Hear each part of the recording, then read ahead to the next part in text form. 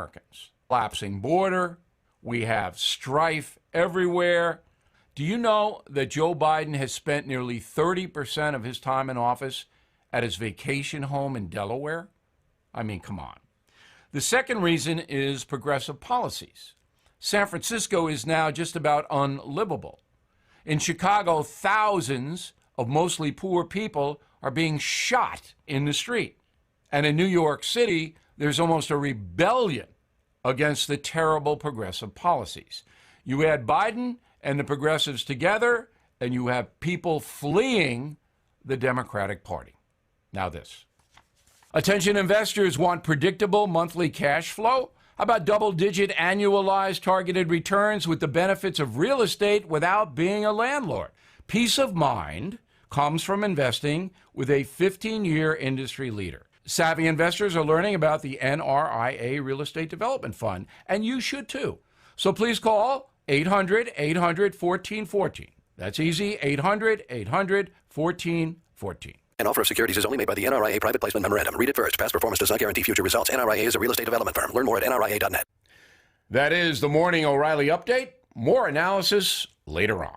So you want to sell your car, but you don't want to waste your time meeting with total strangers who either don't show up or want to haggle over price, only to delay the sale while they try to get financing from their bank. There's a better way. Bring your car into WK. We buy used cars directly from people just like you all the time. And we have cash on hand to purchase your car at fair market value immediately. So sell your car today at WK Ford, Chrysler Dodge Jeep Ram in Boonville, WK Chevy in Sedalia, and at WKFamily.com. Mold is nothing to mess with. It can be devastating to the health of you and your family, and it can grow and spread within 2 days of any kind of leak or water damage. If you think you might have a mold problem, talk to Adam Kinzer with Service Master of Columbia. You simply can't mess around with mold.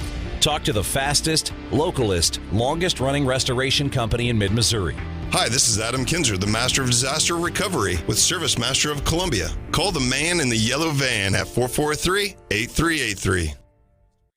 News, analysis, opinion. We're 93.9 The Eagle, KSSC, Fayette, Columbia, a free service of Zimmer Communications. He's offering more than just words. I'm Dave Anthony, Fox News. The Secretary of State is in Ukraine as the U.S. offers $200 million in defensive military aid amid fears Russia could invade. Arriving in Ukraine for a hastily arranged visit, the entire world is watching what is happening here. Secretary of State Antony Blinken urged Russia to defuse tensions through diplomacy and dialogue. Clearly the preferable path, clearly the most responsible path, and the one that we would prefer. But he said Russia could attack Ukraine on very short notice, with tens of thousands of Russian troops deployed close to the border. No provocation. No reason. Russia denies it's planning an invasion. Blinken is also set to meet with other European allies and his Russian counterpart. In London, Simon Owen, Fox News. President Biden could be asked questions about Russia and Ukraine when he holds his first news conference in months at 4 p.m. Eastern. Some have been critical of the Biden White House for the president not being more available for interviews and formal question and answer sessions. He's held just 9 press conferences since taking office a year ago tomorrow. Fox's Gernal Scott, the president may also keep pressing for election reform. Across the United States in 2022, ballot access is not being expanded. It's being repressed. And to counter Republican-led state voting changes, Senate Majority Leader Chuck Schumer wants to change Senate rules, but a few Democrats refuse, so Republicans could keep blocking the plan. Minority Leader Mitch McConnell says, this is about one party wanting the power to unilaterally rewrite the rule book of American elections. Some international airlines are canceling flights to the U.S. amid 5G wireless controversy, even though AT&T and Verizon have delayed again rolling out the new service around some airports. The worry is 5G could interfere with instrumentation on jets. America's listening to Fox News.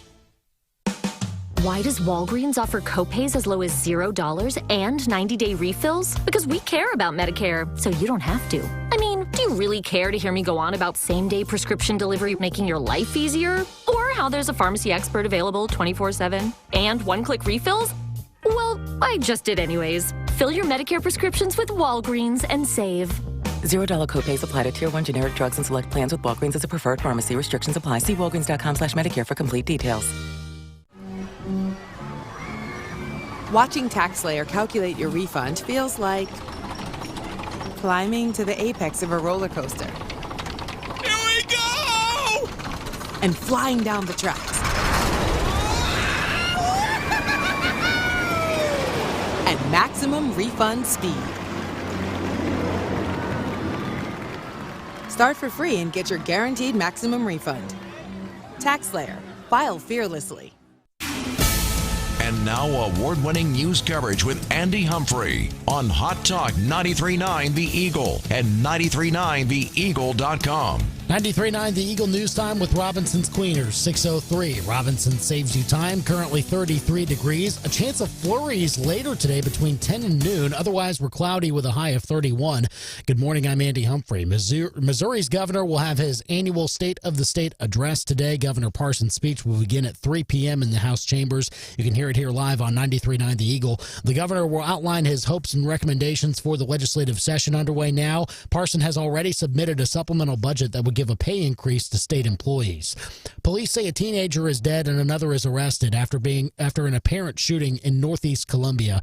Officers say they got to a home on Irma Drive between Shamrock Drive and Lake of the Woods Road late Monday night. They found 18-year-old Roberto Lauer with a gunshot wound. He was pronounced dead at the scene. Officers arrested 18-year-old Sean Long, accusing him of involuntary manslaughter and armed criminal action. Recent decisions by school districts to go back to requiring masks has prompted Missouri's Attorney General to speak out against it again. Eric Schmidt's office sent a release yesterday that they will continue to pursue legal action against districts that require mask wearing for students. Both public school districts in Columbia and Jefferson City started temporary mask requirements this week. Schmidt says a Cole County judge's ruling last month nullifies all school mask mandates across the state.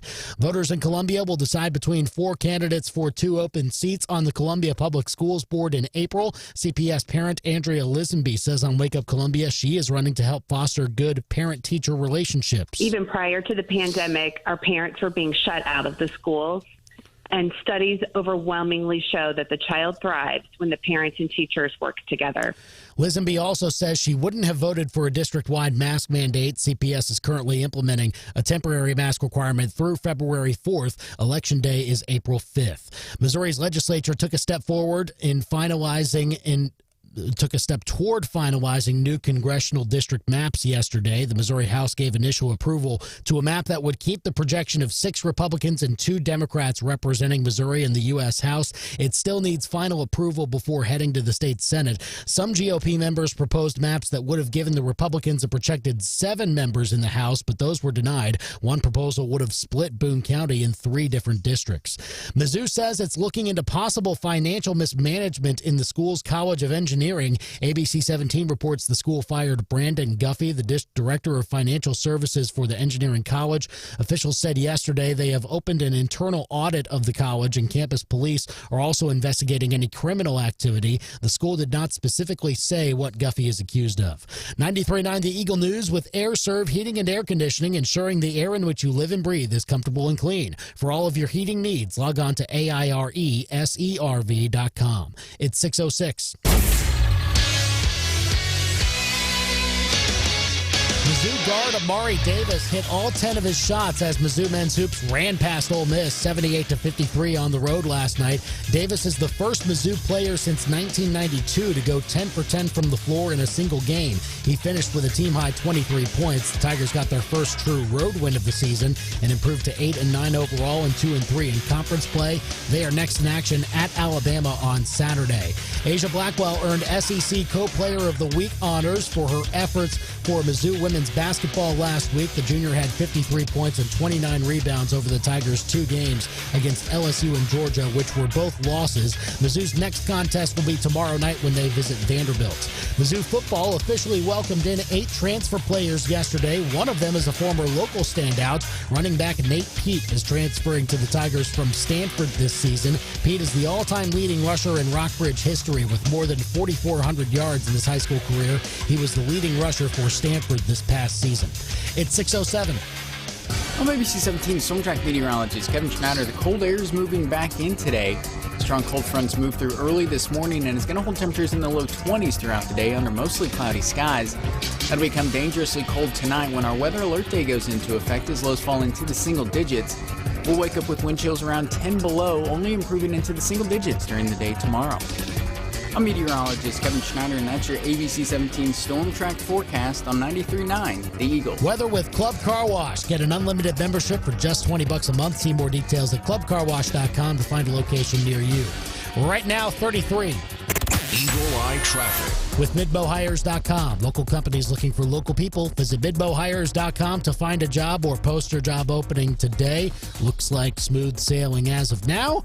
Do be careful. They could still be working on that Sorrells overpass on I-70 just west of Columbia today. Occasional lane closures for that. Not sure if that's actually going to be happening today, but just be careful with those construction crews out. 874-9390. You can call or text us to report traffic. Again, 573-874-9390. More team coverage in less than 30 minutes. Breaking news immediately. I'm Andy Humphrey, 93.9 The Eagle. 93.9 The Eagle. What is happening? Broadcasting live from the Zimmer Radio Group World Headquarters. Great news for the American people.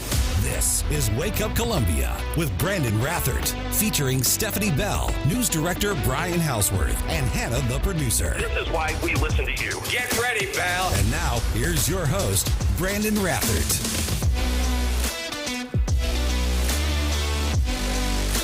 Changing of the guard in town is what I was going to lead off with. We know our mayor's not running for re-election. We have very important school board elections coming up. DeCarlin Seewood taking over, sworn in last night as the brand new city manager, served as an assistant to the city manager for a couple of years. Excuse me, I'm thinking of language from The Office. It's not assistant to the city manager. It's the assistant city manager. Yes. It was a Come real on, Dwight. Changing of the guard. So I have not heard that, Hannah. Is this the new open? Because people... Wake Up Columbia. This drove people insane. People either...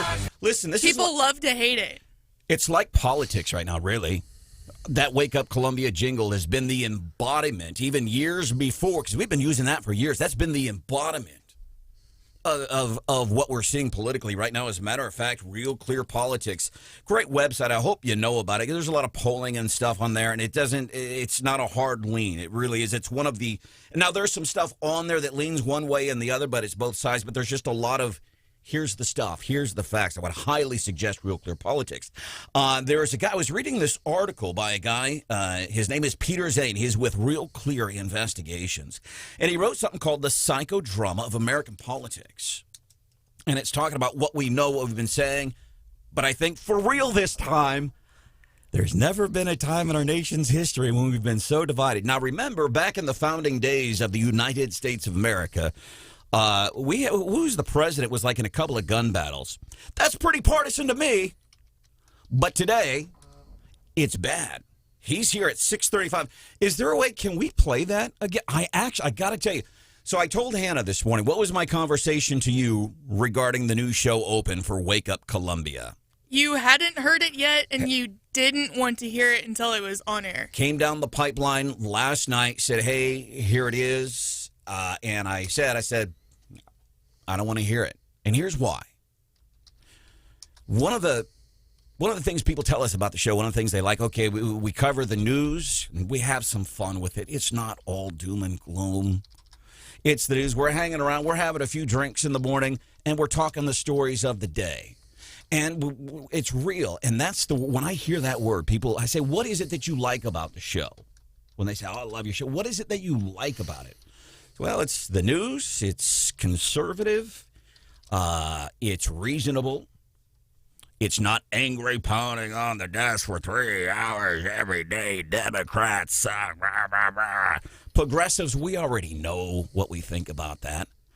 So let's cover that, but do some other things that, you know. And we're pretty funny, if I do say so myself. We're like the funniest people that I know. Don't encourage Branden. He doesn't need it, I've learned. Even without it, he does his own thing. My dad, you know how my dad used to really hurt me when I'd be a smart ass at the table? he'd say, "You think you're funny, don't you?" And the answer is yes. And he would say, "Well, you're not." Oh. Yeah. Ouch. Yeah. That was the most painful. My parents, they didn't spank me and stuff, but I'd get backhanded for my smart mouth once in a while. I remember one time I said something at dinner, and it was funny because we were at our because in our house, we didn't eat around the dinner table. We got our macaroni and cheese with the little hot dogs cut up in it. We sat at the coffee table, and we watched the Dukes of Hazzard on a Friday night. That's how I grew it up. So we were at my grandparents one night, and I said something smart alecky at the table in front of the grandparents. My dad is eating pasta, man. And I said something where I swear to God, without missing a beat, whoops. He's still eating that pasta while he has the time. He multitasked. He disciplined me and was still eating pasta. It's crazy. Can we hear this again? 93.9 The Eagle. What is happening? Broadcasting live from the Zimmer Radio Group World Headquarters. Great news for the American people. This is Wake Up Columbia with Branden Rathert, featuring Stephanie Bell, news director Brian Hauswirth, and Hannah, the producer. This is why we listen to you. Get ready, pal. And now, here's your host, Branden Rathert. I really like that. I really do. Andy, your thoughts? I know you're the news guy. I'm not supposed to ask your opinion on things. No. Please. I like it. I do. Hannah? I like the beat of it. It's like... Yeah. Let me ask you this because, we got this too. Talk is on the way. Wake up, Columbia. People have sent us videos of their kids singing that. People have sent us videos, and I think we've posted a few over the years. We have little kids that will dance to that song. I'm impressed with this, and I got to tell you, I was nervous. Can I tell you something, Hannah? Andy, this is between me and Hannah. Wow. This is personal. Excluding cousin Andy. Wow. Andy Humphrey in for Brian Hauswirth. How you doing? I'm good. How are you? I'm excited. Thank goodness, Mizzou. I'm glad they had a great game last night. That's awesome. We're going to talk about that. Changing of the guard here in town, and even nationally, 2 more House Democrats announcing yesterday they're not seeking re-election. I'm telling you, the change is coming. Welcome to the party. Between me and you, Hannah, I was a little... because, I wanted to have more, so I was a little upset. And I said, well, here's a new open for Wake Up Columbia on 93.9 The Eagle. Uh-huh. A little, not mad, but I was like, okay. Were your feelings a little hurt? I don't know if hurt's the word. And I don't know if anger's the word. A little perturbed. Would that make sense? Perturbed. Yeah, like annoyed? Yeah. Okay. I love that. I like that new show open. I feel like it makes us sound really cool. Like, it's our walk-up song. You ever been to a Mizzou baseball game and they all have walk-up songs? That's what it feels like to me. You know what my walk-up song would be? If I played for Mizzou baseball there at the stadium. That's a nice, by the way, we have a very nice day. We're fortunate. I think mine would be... Olivia Rodrigo? No, it'd be a rock superstar. I don't know who it is. Okay, so let's move. Let's move forward. What do you think? Did you hear that new opening? What do you think of that? 874-9390. 874-9390. Okay, let's get to it. CNN yesterday. They're figuring it out. I'll say that some of the best interviews, and you'll hear them. Don't be mad at me. Give me a second here. Some of the best interviews that took place on cable news yesterday, I kid you not, CNN. They happened on CNN. We're going to hear some of that this morning coming up about 6:55. Changing of the guard here in town. We know Columbia Mayor Brian Treese. He's not running for re-election. Presiding Commissioner Dan Atwill, who I spent about an hour and a half with yesterday. I got to do a tour of the Emergency Operations Center in Boone County and the 911 call center. We are blessed. This is an amazing facility. If you ever get the chance to go and tour that, what these people are doing here, these 911 operators, wow. And then the redundancy and making sure, remember the big, that 11-inch rain we had, was it June or July in Columbia? And they activate portions of it for that. The redundancy, what they do to make sure they are on stuff, it's just incredible. So got to spend some time with Dan Atwill. He's on the way out. We have at least one Columbia Public School Board member, Della Streety-Wilhoit. She is on the way out. And then there's another seat on the board that is up for re-election. We started the process of dismantling that despicable school board. By the way, Eric Schmidt, yesterday, our Attorney General and running for Senate. Eric Schmidt saying, listen, I'll freaking do it again, man. I'm not afraid to come after you. And not for the sake of coming after you, but because what you're doing is complete and utter BS. In many cases, this has nothing to do with science or data. It's about power and control. And the purpose of these lawsuits, again, will be to dislodge that power from these bureaucrats and give it back to families. And I'll say why I 100% agree with Mr. Schmidt. It's not about agreeing with a conservative guy who's awesome. It's not that. It's because what he is saying, it echoes. I met another new parent yesterday with students. Her kid kicked out of class yesterday because he wasn't wearing a mask. That's fine. But it's phenomenal. It is the communication with the communications department, whatever it is they call it in the Columbia Public School District. It is the communications and the way and the words that they use. It's horrifying. It really is, because we're talking about kids. And I'm telling you, that's been some of my experience. We had another person in communications, more than one, look at various press releases in communications. And they ain't from around here. They ain't got no dog in this fight. And they're like, yeah, that's we know what they're doing. They're trying to confuse people. They're not making it easy. And this is the part that is so disgusting. We're talking about kids. And you've got approaching, I think, maybe 19, 20,000 kids in the school district last check, roughly 40,000 parents. And then you've got, I think, somewhere in between 2,000 to 3,000 employees. So you're talking 60,000 people. That is more than 50% of the population of Boone County. 60,000 people have something in this. Okay? That's why this is important. And it's kids. So we start dismantling. We have another interview, another conversation with the Columbia Public School Board candidate, Adam Burks, 7:35. Andrea Lisenby was on yesterday, 7:35. And I've been working with Suzette Waters.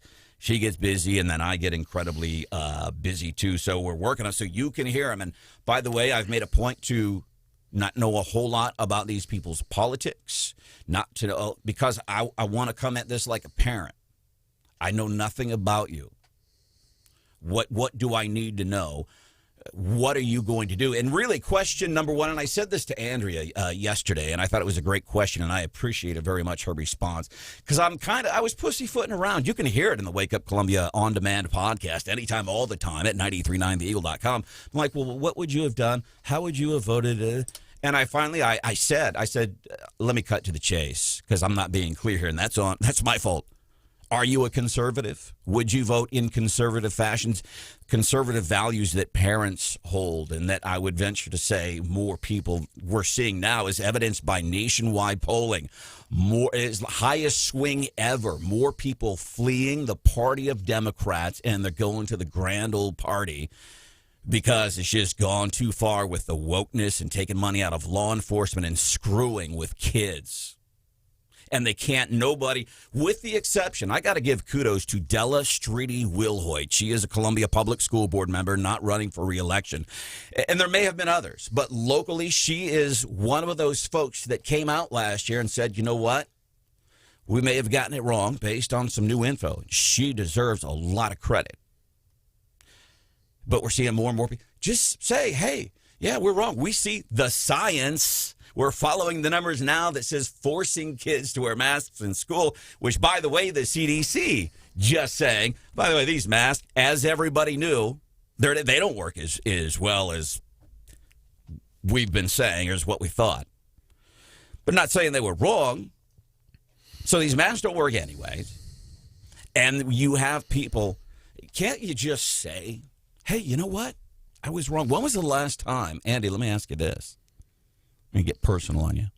When was the last time you've had to tell somebody that you were wrong? Gosh, yesterday. Really? Well, it feels like yesterday. Yeah. About to enter the realm of marriage, as you know. So that's. So he's practicing. Yeah, pretty much. Hang out with me for a while. Teach you some stuff. Oh no, Andy, run away. Yeah. Hannah, when was the last time you had to go to somebody and say, you know what, I was wrong? I don't remember a specific time, but it probably was with my boyfriend, too. Sure. We don't do it, and I think it's easy for me because I'm wrong all the time. I'm good at this. I'm good at coming out and saying, hey, I was wrong.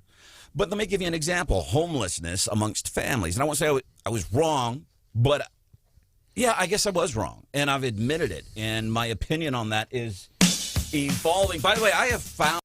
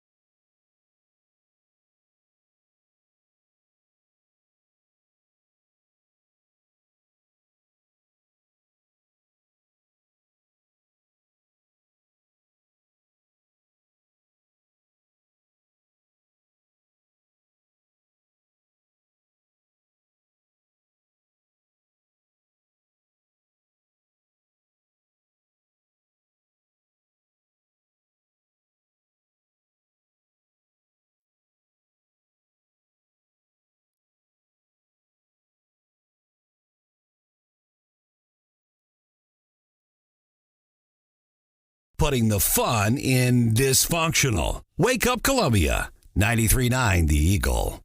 Into a rubber stamp of dictatorship. Into the rubber stamp of dictatorship. They will make this country into a banana republic. They want to make this country into a banana republic. If you don't get your way, you change the rules. Where if you don't get your way, you change the rules. It will be a doomsday for democracy if we do. It will be a doomsday for democracy if we do. One of the most intelligent, deft, slick dismantlings of all time, Senator Tom Cotton using Schumer's words from 2005. Because remember, Schumer, he was against it before. He didn't want to do away with the filibuster, and now he wants to. And I've also had fun digging through the archives. We've been highlighting a lot of the stuff Biden has said over the years, 2005 specifically. Check this out. It's not, listen, I get it. We evolve. We change opinions. We get new info. We change opinions. It's not that Biden has flip-flopped on this issue. It's how passionate he has been when he talked in 2005 about the very thing that now he's for. First he was against it. I pray God when the Democrats take back control, we don't make the kind of naked power grab you are doing. I pray God. That's powerful. I pray God, said Biden. I pray God that we don't do what you are doing. It was 2005. It's 2022. Joe Biden's prayers, suffice to say, not been answered. Reminds me of, what's the Garth Brooks song? Sometimes I thank God for unanswered prayers. There's a song by Garth Brooks, Unanswered Prayers. I agree with Garth Brooks this morning. And that's your daily DC rundown here on 93.9 The Eagle and 93.9theeagle.com. All right, so there's other things happening in DC besides the filibuster, voting rights. Fox is on this here at 6:30. The Missouri House voted on a new congressional district map yesterday. How did that go? Andy Humphrey has that story coming up at 6:31 on 93.9 The Eagle. And then Real Clear Politics joins us, the psychodrama of American politics. That's at 6:35 with Peter Zane on 93.9 The Eagle. Today's high, 31, according to the ABC 17 Storm Track forecast. Tonight, your low is going to be 4. That's the low. Tomorrow's high, 18. Right now it's 32. Stop by Club Car Wash. Get an unlimited membership. They're only $20 a month. Club Car Wash. More details, clubcarwash.com. You can also find the location that's nearest you. Fox News, I'm Chris Foster. The Biden administration plans to distribute 400 million N95 face masks from a national stockpile to be given out free at pharmacies and community health centers. Those higher quality masks are recommended for use against the more contagious Omicron coronavirus variant. A program to send out coronavirus tests is up and running. Each household in the U.S. can request up to 4 rapid tests from the federal government by going to the website covidtests.gov. They will be shipped first-class mail via the Postal Service and are expected to take at least a week to arrive. Fox's Tanya J. Powers. A woman stabbed to death in Los Angeles last week had just texted a friend there was a creepy man in her store. Brianna Kupfer was working as a design consultant at a luxury furniture store in L.A. The LAPD says Sean Laval Smith is who they're looking for, and they're offering a $250,000 reward for information leading to his arrest. Fox's Brooks Singman. America's listening to Fox News. And now award-winning news coverage with Andy Humphrey on Hot Talk 93.9 The Eagle and 93.9theeagle.com. 93.9 The Eagle News Time with Robinson's Cleaners, 6:31. Robinson saves you time. Currently 31 degrees. Good morning, I'm Andy Humphrey. State employee raises could be one of many topics that Governor Parson brings up this afternoon. The governor will lay out his own desires for action in this year's legislative session during his State of the State address. Parson may also touch on workforce development and the COVID-19 pandemic. The speech begins at 3 p.m. at the Capitol building in Jefferson City. You can hear it live on 93.9 The Eagle. An 18-year-old dies in an apparent shooting in a Northeast Columbia neighborhood. Police say it happened inside a home on Irma Drive between Shamrock Drive and Lake of the Woods Road late Monday night. Officers say Roberto Lauer of Columbia was found with a gunshot wound and later pronounced dead. Another 18-year-old, Sean Long, was arrested for involuntary manslaughter and armed criminal action. Authorities are still investigating. Missouri's Attorney General General is once again trying to block school districts from requiring masks indoors. Attorney General Eric Schmidt said yesterday his office is finalizing lawsuits against school districts that still have mask requirements. Last month, Schmidt said a Cole County judge's ruling nullified the ability by schools to enforce mask mandates for students. Columbia Public Schools and Jefferson City Public Schools both implemented temporary mask orders this week. A Columbia Public Schools parent running for school board in April says she would not vote to require mask wearing for students. We had information that cloth masks just are not effective. And so based on the pediatricians and other specialists I've talked to, the risk of wearing a mask outweighs the benefit of child development, and so I would have voted no. Andrea Lisenby says on Wake Up Columbia that if elected, she would prioritize creating good parent-teacher relationships in the district. She is one of 4 candidates running for 2 open spots on the school board. The Missouri House has given initial approval to a new congressional district map. House members voted 84-60 yesterday in favor of a map that will keep Missouri's projected representation of 6 Republicans and 2 Democrats in the U.S. House. Some GOP members proposed a few maps that would have flipped one of the Democratic districts to Republican. One of those proposals would have split Boone County into 3 separate districts. The new map still needs a final vote by the House. An official with Mizzou's College of Engineering has been fired for alleged financial mismanagement. ABC 17 reports the university announced yesterday the school fired Branden Guffey, the college's director of financial services. It's not clear what the allegations are against Duffy. The university says it has launched an internal audit and an MUPD criminal investigation. 93.9 The Eagle News with Mid-America Mortgage. Check out midamericamortgage.us and apply for a loan now on your dream home. It's 6:34. Mizzou men's hoops earned its first road victory of the season last night in a 78-53 blowout of Ole Miss in Oxford. It was a historic night for guard Amari Davis, who was a perfect 10 for 10 on field goals for 23 points. He's the first Mizzou player to hit all 10 shots in a game since 1992. Mizzou is now 8-9 overall and 2-3 in the SEC. The Tigers will have another road game on Saturday when they visit Alabama. Despite 2 losses in the past week, Mizzou women's basketball's Asia Blackwell still earned a weekly award. Blackwell was named co-player of the week in the SEC yesterday. She had 53 points and 29 rebounds over 2 games against ranked opponents LSU and Georgia in the last week. Mizzou women's hoops plays at Vanderbilt tomorrow night.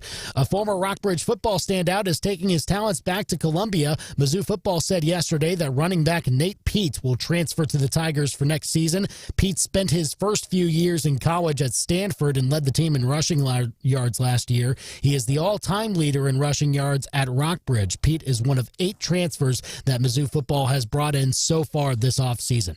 It's 6:35. Eagle Eye Traffic.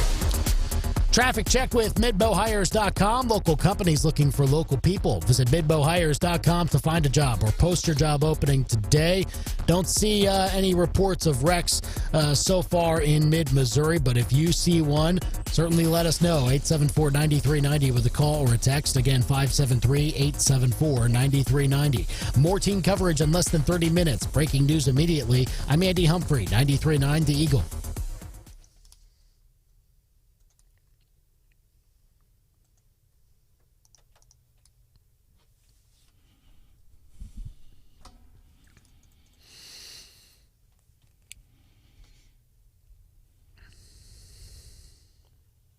We just need to get what we can across the finish line. In 2024, should Manchin and Sinema be primary? We'll address that when we get past this week. Ouch. Okay, let me ask you about 2024. Do you believe that President Biden is up for the job? President Biden's running for re-election. I expect to support him. Wasn't the question, Elizabeth Warren? The question was, is he up for the job? She did not answer the question. Is he up for the job?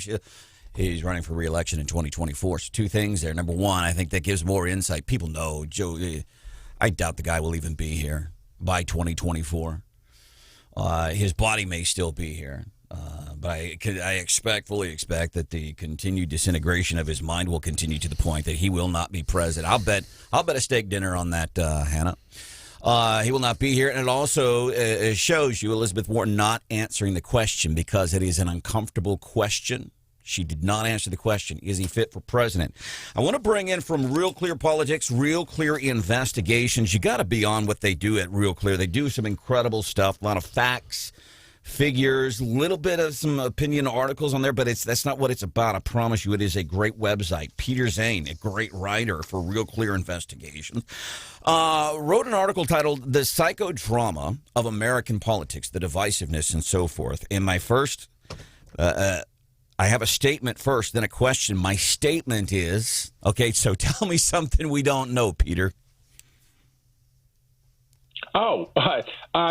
What I was really trying to do, and first of all, thank you so much for having me on this morning. What I was really trying to do in the article is to address people on the right and the left to remind us how our leaders are constantly giving us bogus narratives, are giving us fact patterns that do not hold up to scrutiny, and that we ought to be able to take a step back and think for ourselves. And so what I focused on was, if you're a Republican, I agree that the 2020 election was unusual and was filled with things that shouldn't happen again. And I highly recommend Molly Hemingway's book, Rigged, is a great, just a catalog of those things. But Donald Trump lost.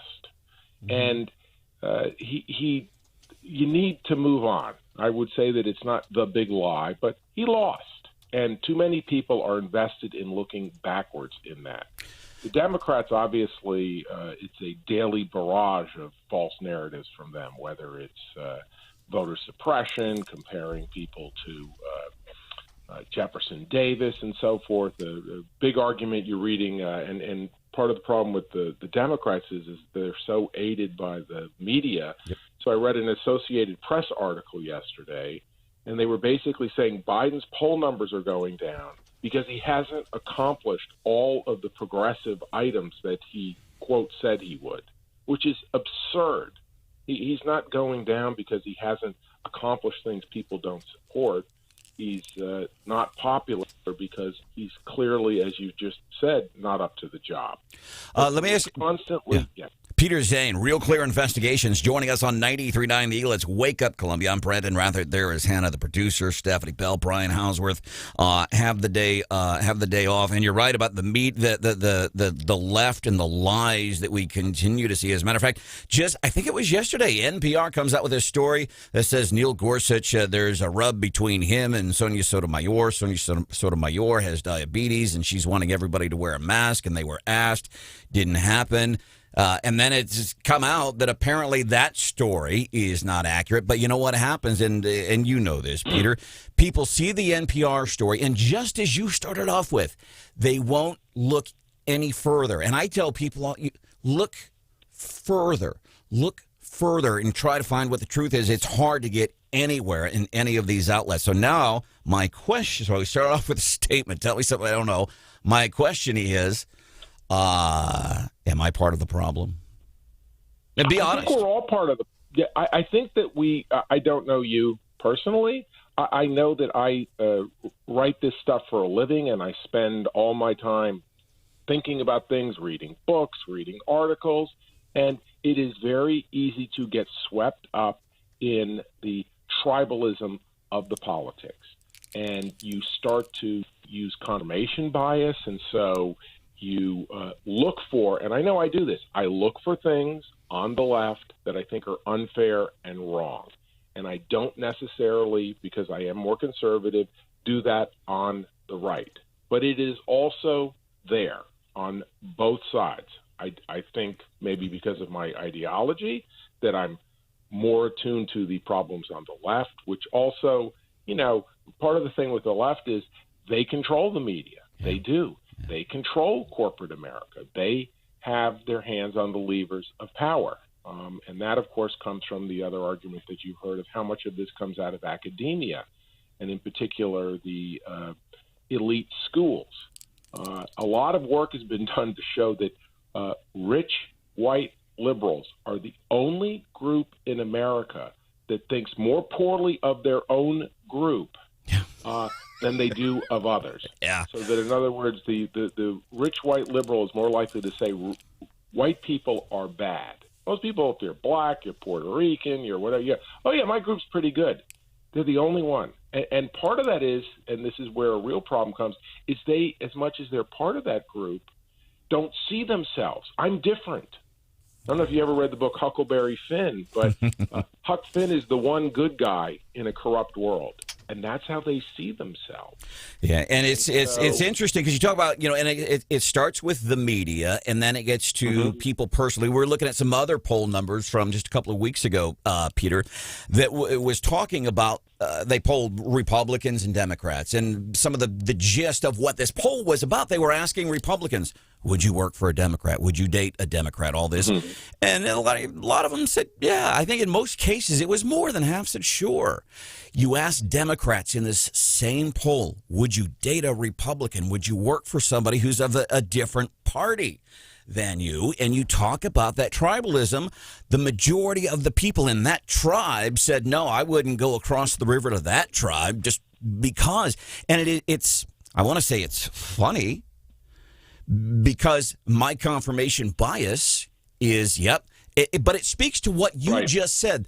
White elites, rich people, they hate themselves. They hate white people. They say, I should be ashamed for being white. God made me white. I'm not going to be ashamed and apologize for God's work. God made me this way, to quote Lady Gaga. I was born this way. But it trickles down into everything, and that's because we can talk about what's on the media, but when we're hanging out at the bar after work at happy hour, and it starts getting divisive there. That's what scares me, Peter. Do you see some of that sometimes? Oh, absolutely. And I think that the tribal aspect of it is really important because when we become immersed in these narratives, and it does happen on the right as well as the left, we used to have the metaphor that it's like sports.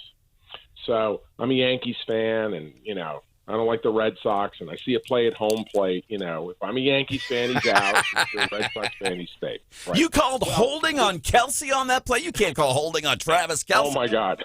Yeah. 100%. My team is always being held, by the way. But we've now, because of the leadership, the narratives they've put forth, we're the Israelis and the Palestinians. So it's not where you shake hands at the end of the game. It's the other team is beyond the pale. And I think that they have really done that, especially on the left, where I know so many people now who a couple of years ago, when I was telling them about the rise of wokeism or, what was going on with these regulatory schemes, they're like, oh, that's a small number of people. That's not really happening. And now they're like, oh, no, you're right. That was happening. But they're like, I could never vote for a Republican. They're racist. They're evil. Peter, I don't mean to interrupt you. I'm running out of time, and I'm fascinated by what you're saying. As a matter of fact, I was going to, coming up at about 6:50, I was going to do some of the best television. Don't be mad at me, anybody. Just hang with me until about 6:55. Some of the best television happened yesterday on CNN, but this was on Fox, and this is in line with what we're talking about. And so I had to switch parties. I had to switch. That is a black former NFL defensive back, lifelong Democrat. He's Republican now, and he's saying, I had to switch parties. Coming up at 6:55, hear why he said he had to switch parties. Please go to Real Clear Politics and check out this article from Peter Zane, Real Clear Investigations. You'll find it on there on Real Clear Politics, the psychodrama of American politics. And I want to go back to your point about Trump. And every time I bring this up, man, I get the hate text at 874-9390. You got to get off this 2020, the election fraud and Trump action. I'm telling you, I promise, if we go down that, there has been no proof that there was anything that would undo that election. And I also got my ass kicked for since 2015 when I was backing Trump for president. Nobody wants him to be president more than me, except for Sean Hannity, Rudy Giuliani, and Donald Trump. But people get mad at me because I'm telling there is no proof. And here's the thing. You keep hanging on to that, man. We're a year past that. And people are still hanging on to that. And that is detrimental to conservatives. It's bad news. You're going to hurt us. Peter Zane, I got to go, man. Thank you for your time. Thank you so much. Take care. We got to chat with this guy again. I appreciate this. So coming up this morning, 7 o'clock, Biden doing a presser today. How many times will he label conservatives as racist? Because he did it last week. stood by it, doubled down, as they like to say. And remember, 1 year ago, unity. That was the theme of his big speech. Unity. 1 year ago when he took out unity. We know now he lied, just as Peter was. And that's as if he's done more policy-wise and comparing people to white supremacists, things like that. So Fox News is on that coming up 7 o'clock. This did not. So we're covering all the big things happening today, all the big things that happened yesterday. The big thing that didn't happen yesterday, and this is the power of local radio, incidentally. I get an alert on my phone yesterday. Oh, my gosh. Apparently there's a message. Gotham City, Missouri, purple green 1970 Dodge 37 GT. You kid me. As that came through, I'm listening to Mike Ferguson on the Mike Ferguson show last night. They're talking about it. Like within seconds of me getting this text, they're talking about it on 93.9 The Eagle. Thousands of people got this. That's the power of local radio. Obviously, it was. I had somebody say, I got a text alert, Gotham City, Missouri, and they said, I'd never heard of that. Where's that? I texted them back and said, it's south of Metropolis. And they said, oh, okay. Coming up, we're going to hear this guy, this former NFL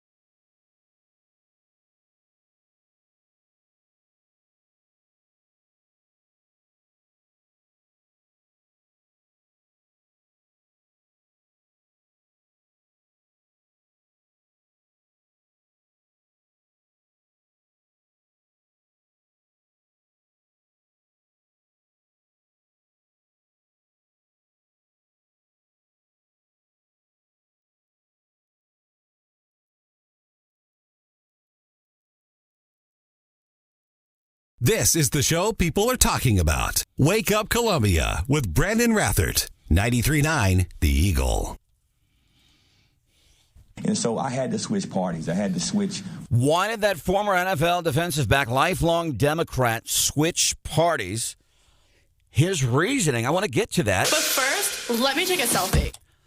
But first, I miss Stephanie dear Bell. God. I miss her in here taking selfies. What? Well, I don't miss that I'm part. going to clip that audio and send it to her. Here's what really makes me laugh, and I'm saying this because she's not here, and I'm betting $1 she's not listening right now. It's the same picture every day. It's the same thing every single day. I'll bring that up in the Festivus show next year. Okay, there's a 0% chance that you're going to remember that, but you go ahead and do that. And that's why Hannah, the producer, is here, because you will remind me. I'm not going to remind you of that. That's dumb. It's not dumb. What is it hurting? Respect my truth, Hannah. Oh, God. So some of the best moments yesterday happened on CNN. Bear with me for a second here. Don't get upset. CNN's John King. Well, let's stop the selfie song. These interns. Oh, it's a new batch because Mizzou just started back in classes yesterday? That's... Okay, new batch of interns. I got it. We go by the 3 strikes and you're outlaw around here. CNN yesterday. This is CNN's John King. President Biden holds a rare news conference tomorrow to reflect on his first year in office and to look ahead to the second. I say rare because take a look. Mr. Biden holds far fewer formal press conferences than did the 3 presidents who came before him. He's doing one today. How many times will he refer to conservatives as racists? That'll be interesting to see. So CNN, and that wasn't the only instance. There were more than one instance yesterday of CNN where I'm watching and I'm like, they're getting it. They're getting it. It's so bad they have to admit the truth. Like a little 5-year-old kid standing in the living room, chocolate all over his face and fingers and still in his diapers and not wearing a shirt and there's chocolate all over him.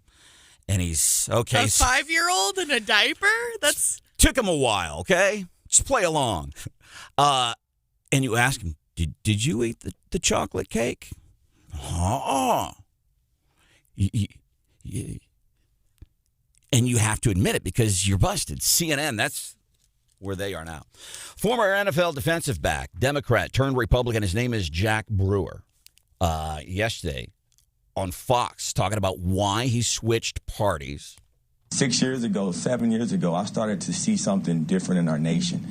And it really came down to morality for me. When policy affects the moral fabric of a nation, you really have to stand up. When policy affects the moral fabric of the nation.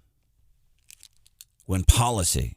So it's not, well, mean tweets, or he said this swear word, he said this bad word, or he referred to a girl as a chick, or he said, hey, you know what? If you have a penis, you play with the team where everybody else has penises, and if you...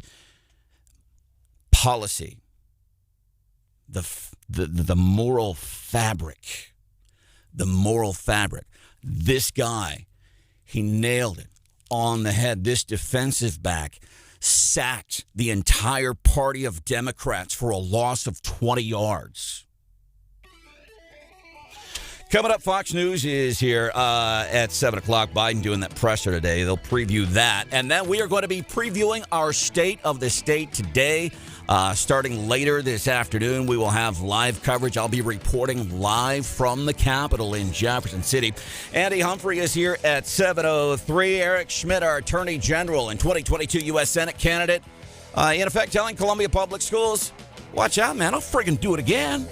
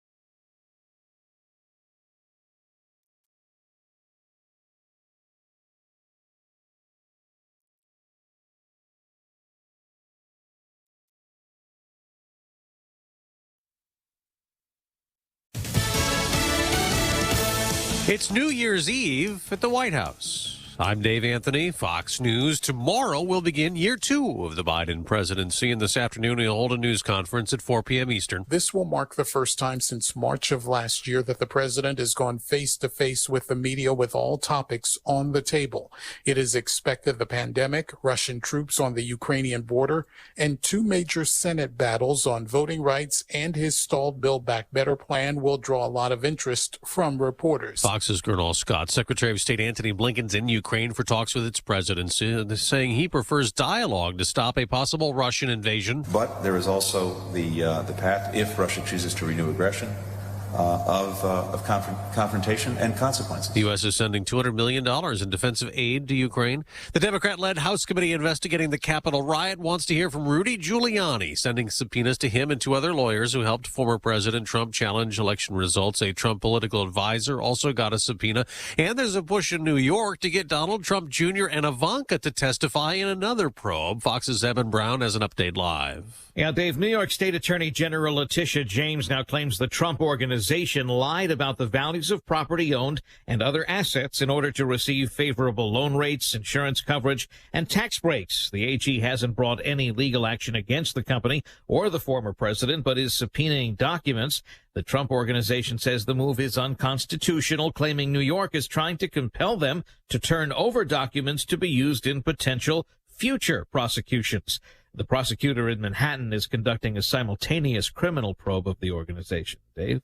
Evan, COVIDtests.org got up and running last night, the website for Americans to go and order 4 free at-home COVID test kits. And next week, we can go to pharmacies or community health centers to get free N95 masks from the government stockpile. America's listening to Fox News. Why does Walgreens offer copays as low as $0 and 90-day refills? Because we care about Medicare, so you don't have to. I mean, do you really care to hear me go on about same-day prescription delivery making your life easier? Or how there's a pharmacy expert available 24/7 and one-click refills? Well, I just did anyways. Fill your Medicare prescriptions with Walgreens and save. $0 copays apply to Tier 1 generic drugs and select plans with Walgreens as a preferred pharmacy. Restrictions apply. See walgreens.com/Medicare for complete details. Getting your guaranteed maximum refund with TaxSlayer feels like discovering a refund tree has grown in your backyard. I'm the refund tree. Sawing off its branches. Hey. Feeding them through a wood chipper. My branches! My beautiful branches! And dancing in its refund rain. Start for free and get your guaranteed maximum refund. TaxSlayer. File fearlessly. And now award-winning news coverage with Andy Humphrey on Hot Talk 93.9 The Eagle and 93.9theeagle.com. 93.9 The Eagle News Time with Robinson's Cleaners, 7:03. Robinson saves you time. Currently 30 degrees. A chance of flurries between 10 and noon this morning. Otherwise cloudy with a high of 31. Good morning. I'm Andy Humphrey. Missouri's governor will have his annual State of the State address today. Governor Parson's speech will begin at 3 p.m. in the House chambers. You can hear it live on 93.9 The Eagle. The governor will outline his hopes and recommendations for the legislative session underway now. Parson has already submitted a supplemental budget that would give a pay increase to state employees. Police say a teenager is dead and another is arrested after an apparent shooting in northeast Columbia. Officers say they got to a home on Irma Drive between Shamrock Drive and Lake of the Woods Road late Monday night. They found 18-year-old Roberto Lauer with a gunshot wound. He was pronounced dead at the scene. Officers arrested 18-year-old Sean Long, accusing him of involuntary manslaughter and armed criminal action. Recent decisions by school districts to go back to requiring masks has prompted Missouri's Attorney General to speak out against it. Eric Schmidt's office sent a release yesterday that they will continue to pursue legal action against districts that require mask wearing for students. Both public school districts in Columbia and Jefferson City started temporary mask requirements this week. Schmidt says a Cole County judge's ruling last month nullifies all school mask mandates across the state. Voters in Columbia will decide between 4 candidates for 2 open seats on the Columbia Public Schools Board in April. CPS parent Andrea Lisenby says on Wake Up Columbia she is running to help foster good parent-teacher relationships. Even prior to the pandemic, our parents were being shut out of the schools. And studies overwhelmingly show that the child thrives when the parents and teachers work together.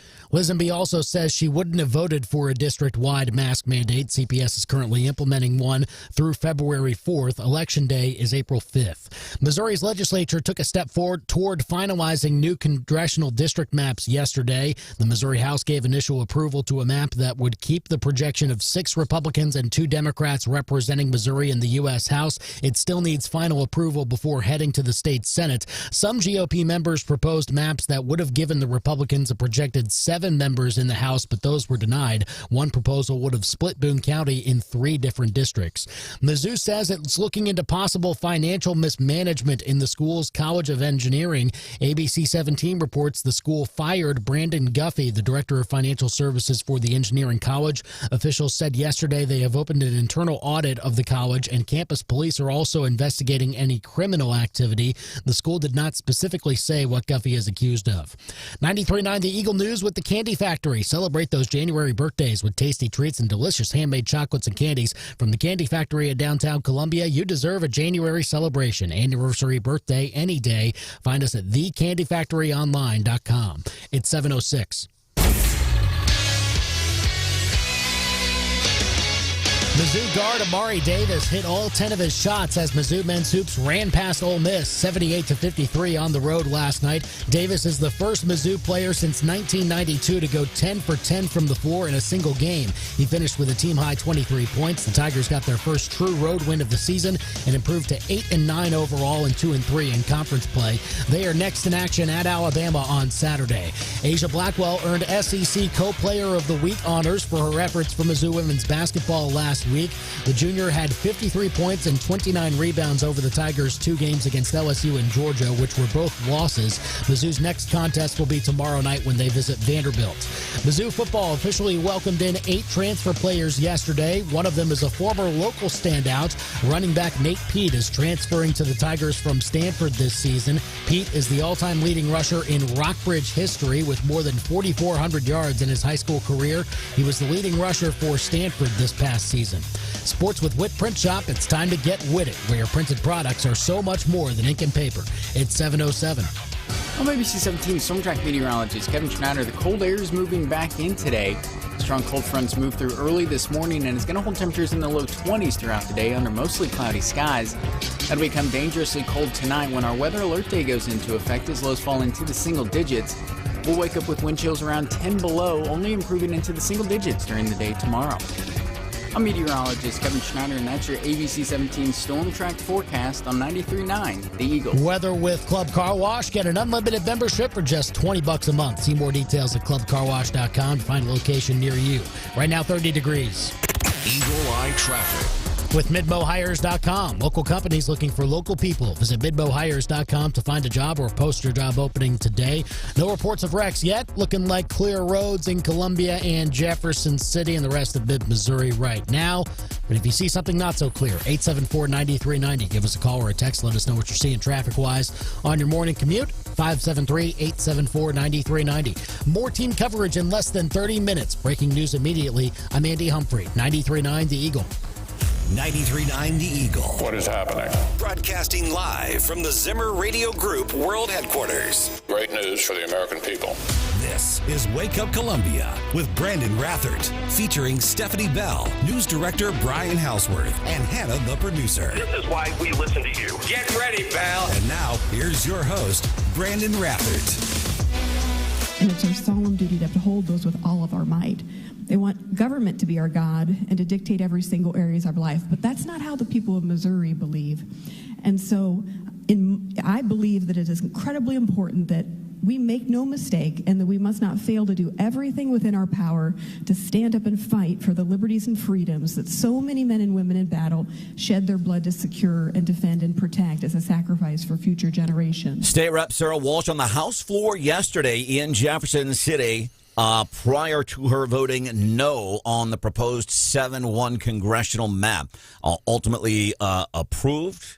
According to Andy Humphrey this morning, they approved a 6-2 map. But what she was doing, she's making the case, very compelling argument, by the way, and I agree with her. There are serious problems in Washington, D.C. By the way, 2 more Democrats yesterday announcing they are not going to be running for the U.S. House of Representatives, and that brings the total, I think it's 24 or 26 Democrats that have said not running for re-election for one reason or another. I think because the heat's on them. They know they don't have chances right now.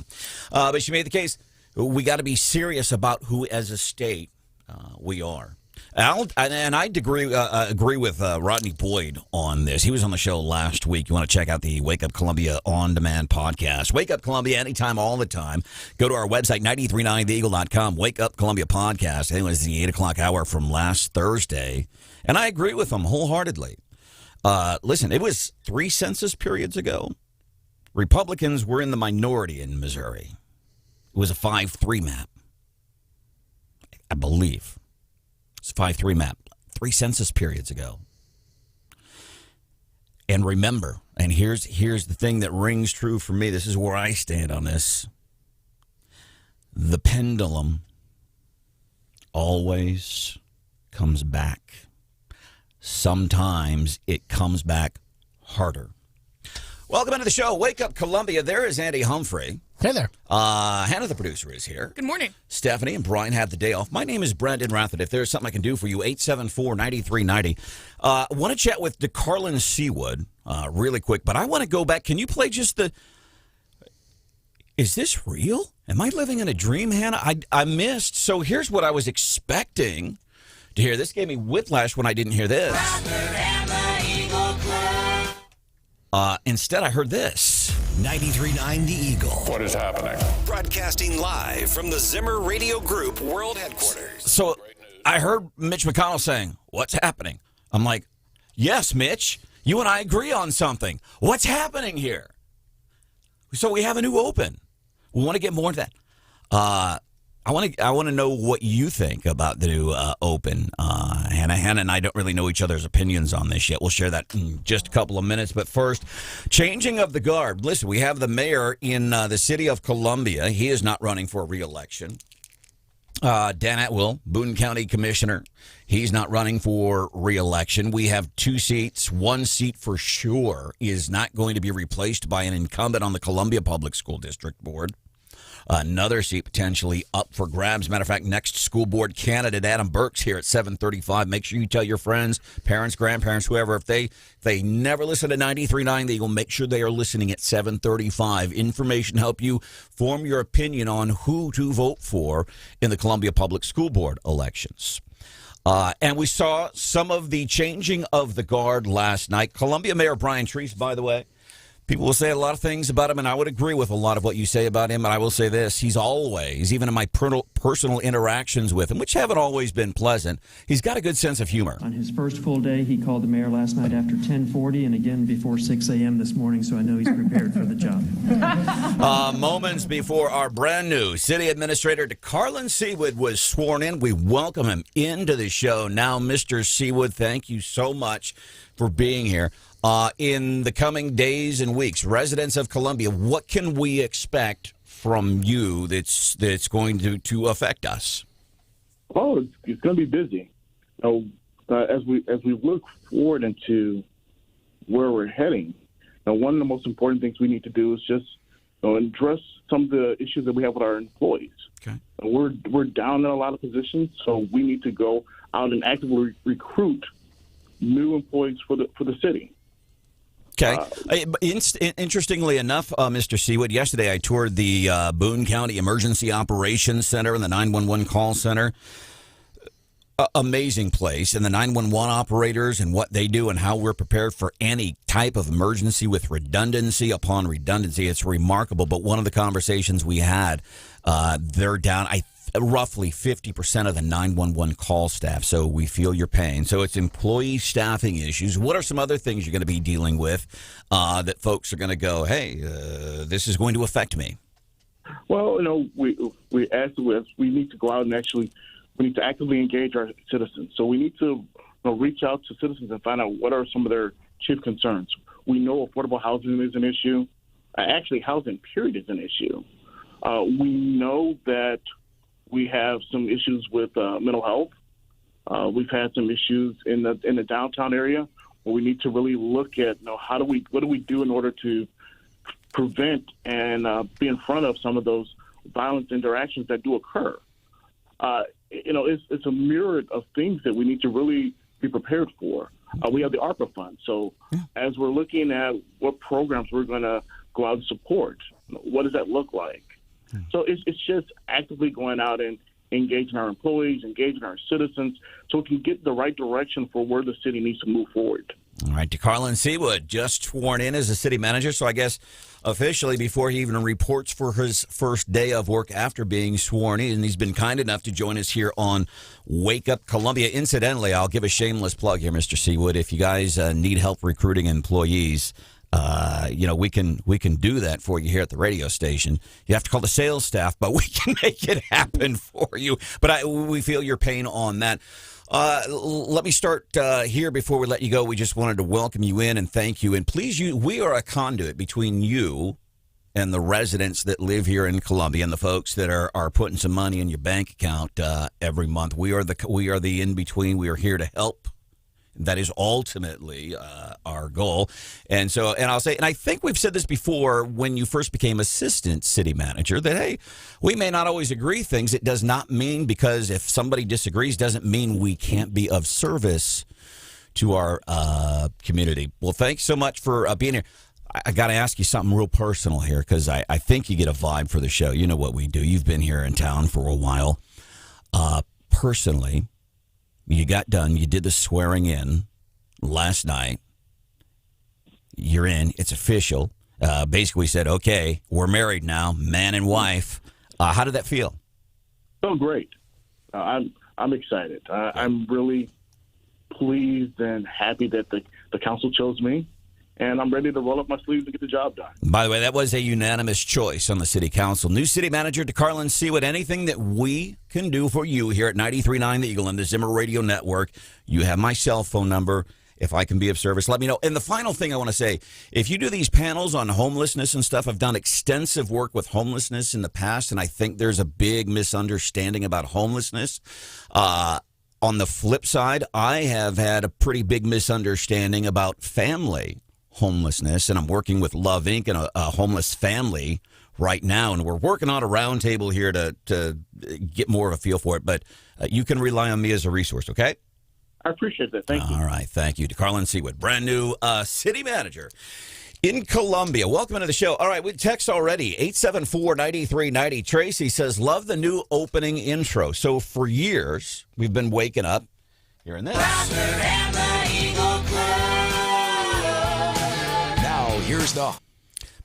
That was the most commented part of the jingle over the years. What is she saying there?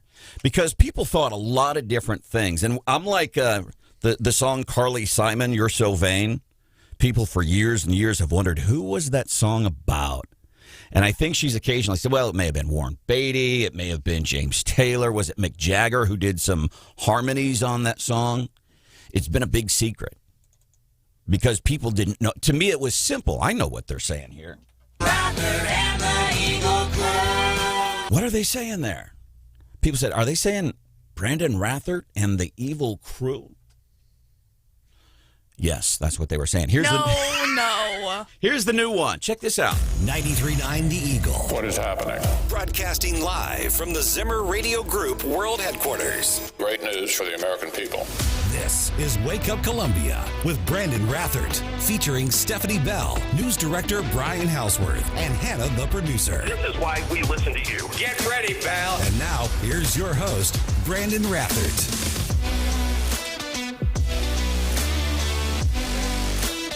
I like it. Humphrey, I'm going to step out of our comfort zones here. I don't like to ask your opinion. I respect your journalism chops, and I don't believe in not getting your opinion. You give us the news. But our news department got a compliment yesterday. I was chatting with Brian Kermsey, Wit Print Shop, small local business owner on Vandiver. Actually, he's right next door to Gap's Automotive Repair Shop. He's a small local business owner, and he was talking about how much appreciation he has for our news staff with Hauswirth and Andy Humphrey. It's the news is the news. And then after that, me and Stephanie are here. Stephanie's off today. However, Brian Hauswirth is off. Your opinion, if I may, sir, on this new open? It's good. I like the beat going into it or going into the segment. Hannah, what's your opinion? It feels like a really cool walk-up song. Like for a baseball game, like we're walking up to home plate, getting ready to do our at-bat. Here's the other thing I learned yesterday. People are tuning into YouTube in droves because you can put it on your smart TV in the morning, get all the local news and opinion. Because at first people are like, what do I want to watch a radio show for? Here's how people are using it. They're putting it up on YouTube, and they're watching it so everybody in the house can get the news, the local news, talk, fun, opinion, all that good stuff. And then people are fascinated. They start watching it like, man, the stuff that I see that I didn't know was happening. Yesterday, we were talking about a topic that for people whose minds are like Hannah's, we're probably going, whoa. Hannah could not conceal her giddiness at the topic. But you didn't hear it on the radio, but you could see it on the video feed. Why are you trying to throw me under the bus like that, man? Because I love you. That's what we do. By the way, Andy Humphrey, sometimes on the afternoon show, which he hosts on our sports station, KTGR, do a thing. You still throw people under the bus? Oh, yeah. Yeah, under the bus is a segment. And we talk about throwing people under the bus because we love you, Hannah. But we're talking about this thing that some folks could consider edgy. Hannah is giggling her little butt off, and you could see it on the video, but you couldn't really hear it on air. That's why you should watch the show. Play that again. If you're watching on video, let me see how that feels. Let me pretend like I'm at Busch Stadium, and I'm batting cleanup for the Cardinals. We're doomed. Like when I was 8 years old as a little kid playing ball by myself out in the backyard, throw the ball up, and Rathert, and I would do the Rathert hit his 87th home run of the year. It's a new record. All right, play this one. Let me see how this would. So if you're watching, how would this feel if I'm walking up to the plate? 93.9 Oh, yeah. What is happening? Yeah. Broadcasting live from the Zimmer Radio Group World Headquarters. Great news for the American people. This is Wake Up Columbia with Branden Rathert, featuring Stephanie Bell, news director Brian Hauswirth, and Hannah, the producer. This is why we listen Andy, to you. do the... Get ready, pal. And now, The crowd's here's your cheering. host, Branden Rathert.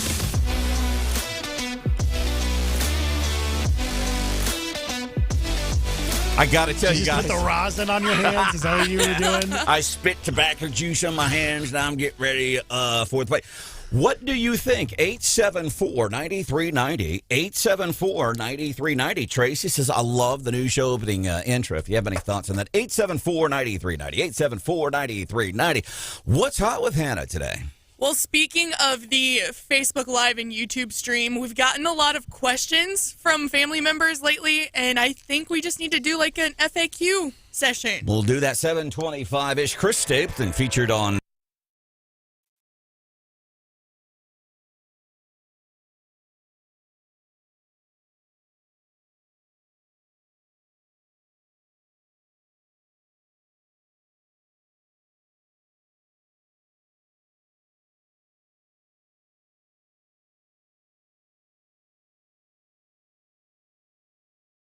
Thank you for that.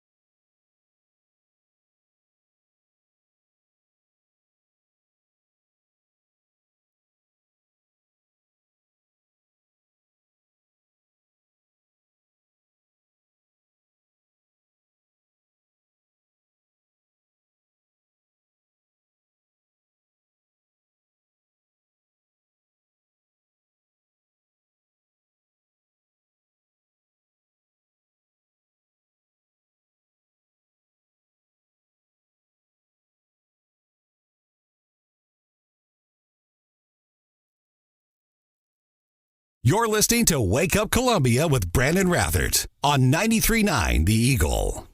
These COVID restrictions don't work. Places that have the most restrictions, like in New York and LA, their case numbers have risen dramatically. So the reality is forced masking is ineffective and doesn't work. That is Attorney General Eric Schmidt, CDC, coming out saying, hey, what most of the public knew anyway, these masks aren't really working. Eric Schmidt, in effect, telling the Columbia Public School District, I'll friggin' do this again.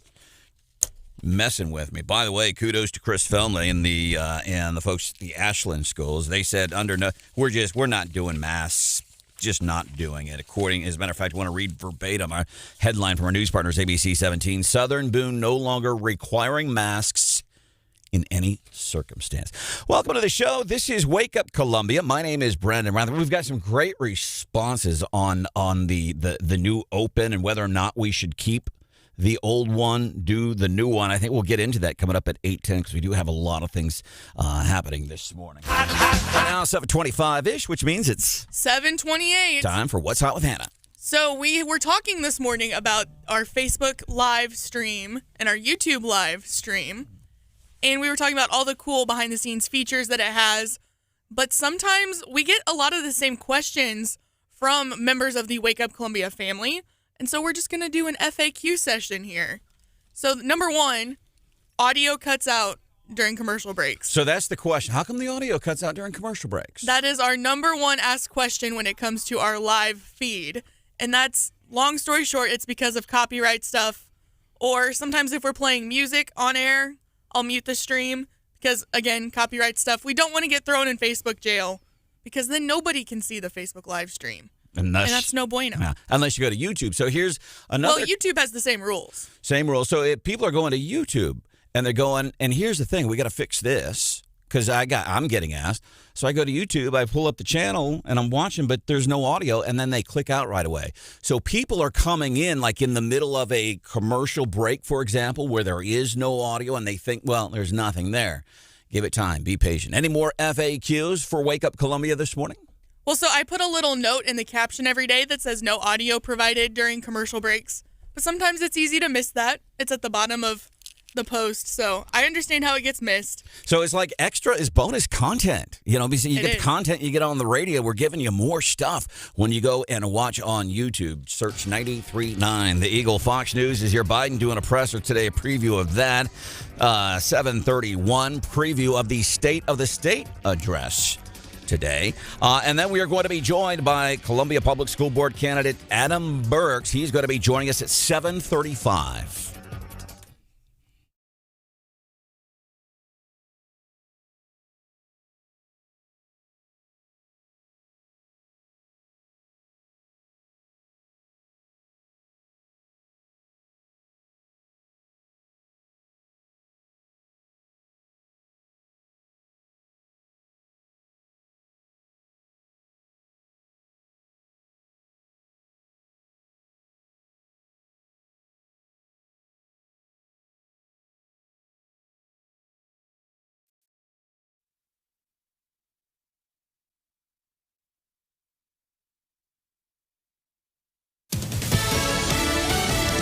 News. I'm Chris Foster.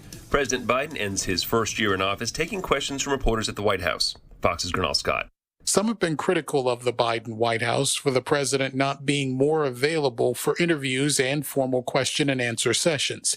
He's held just 9 press conferences since taking office a year ago tomorrow. Today's news conference is scheduled to start at 4 p.m. Eastern.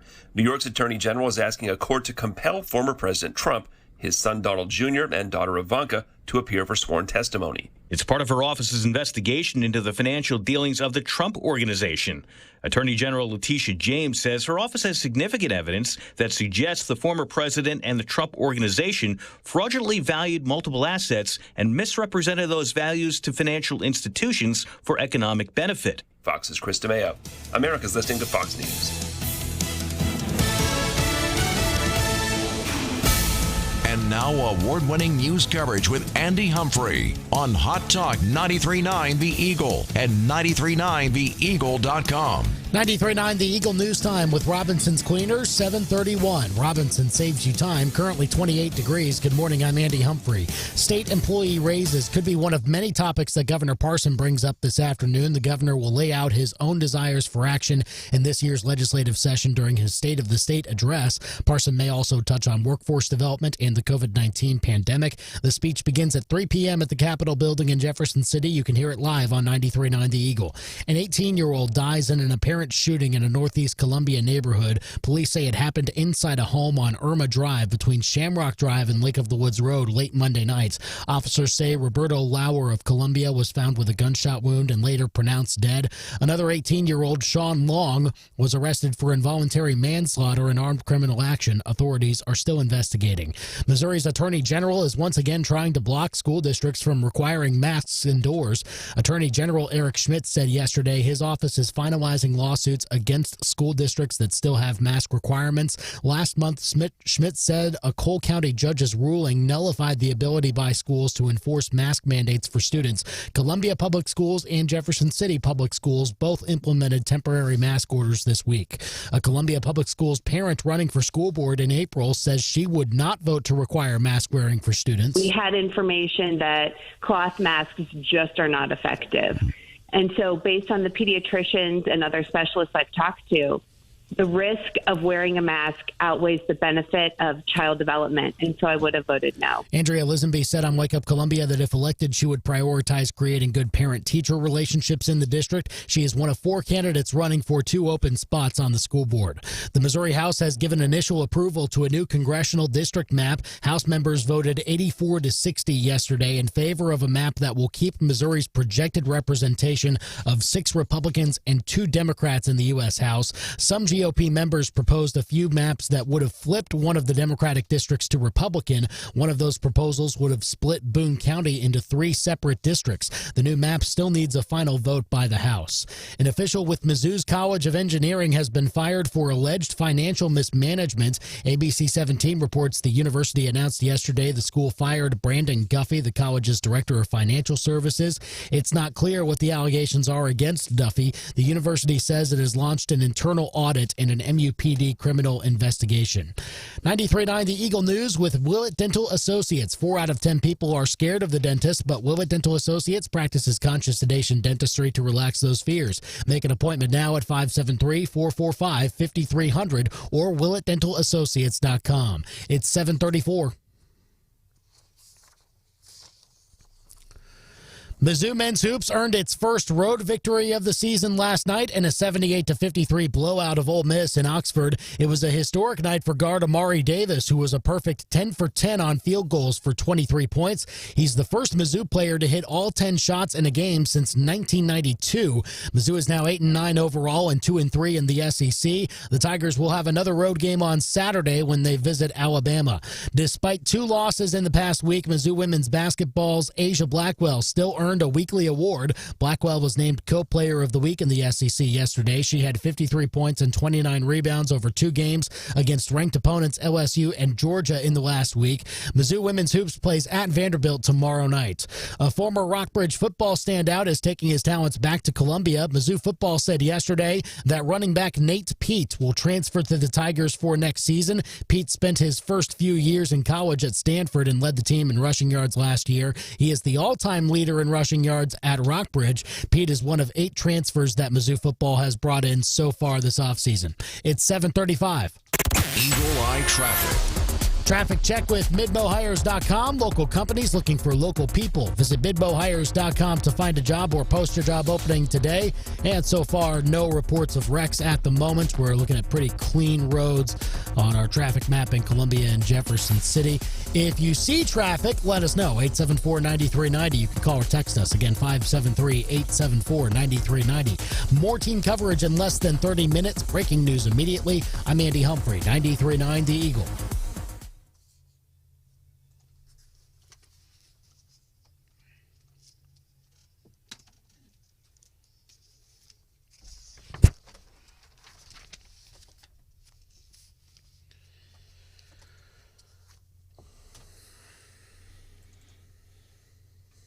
I haven't got an answer still. My one single question was, If masks are made optional, will you lose your ESSER funding? Okay. You're doing the same thing that you did before. I'm just stating what I've asked you guys. You heard me say twice this evening comments that are derogatory of a person, and that's... All right, school board meeting from last year. School board president, derogatory comments.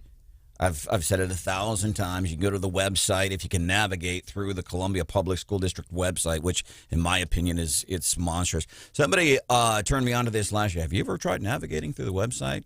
Well, yeah, sometimes I try to go and find the meetings, and they don't have them up as quickly as I would like to see, but that's me. I guess I compare it with the city of Columbia, who does a phenomenal job.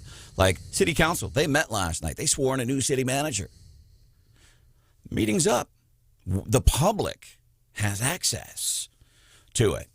So I guess I'm it's my bad to go by that standard. So I've told people, go back, listen to the comments leading up to that. The school board president used the word derogatory. There was nothing derogatory in those comments. Hannah, can you get up Mr. Burks here on the show? I'm having an issue here.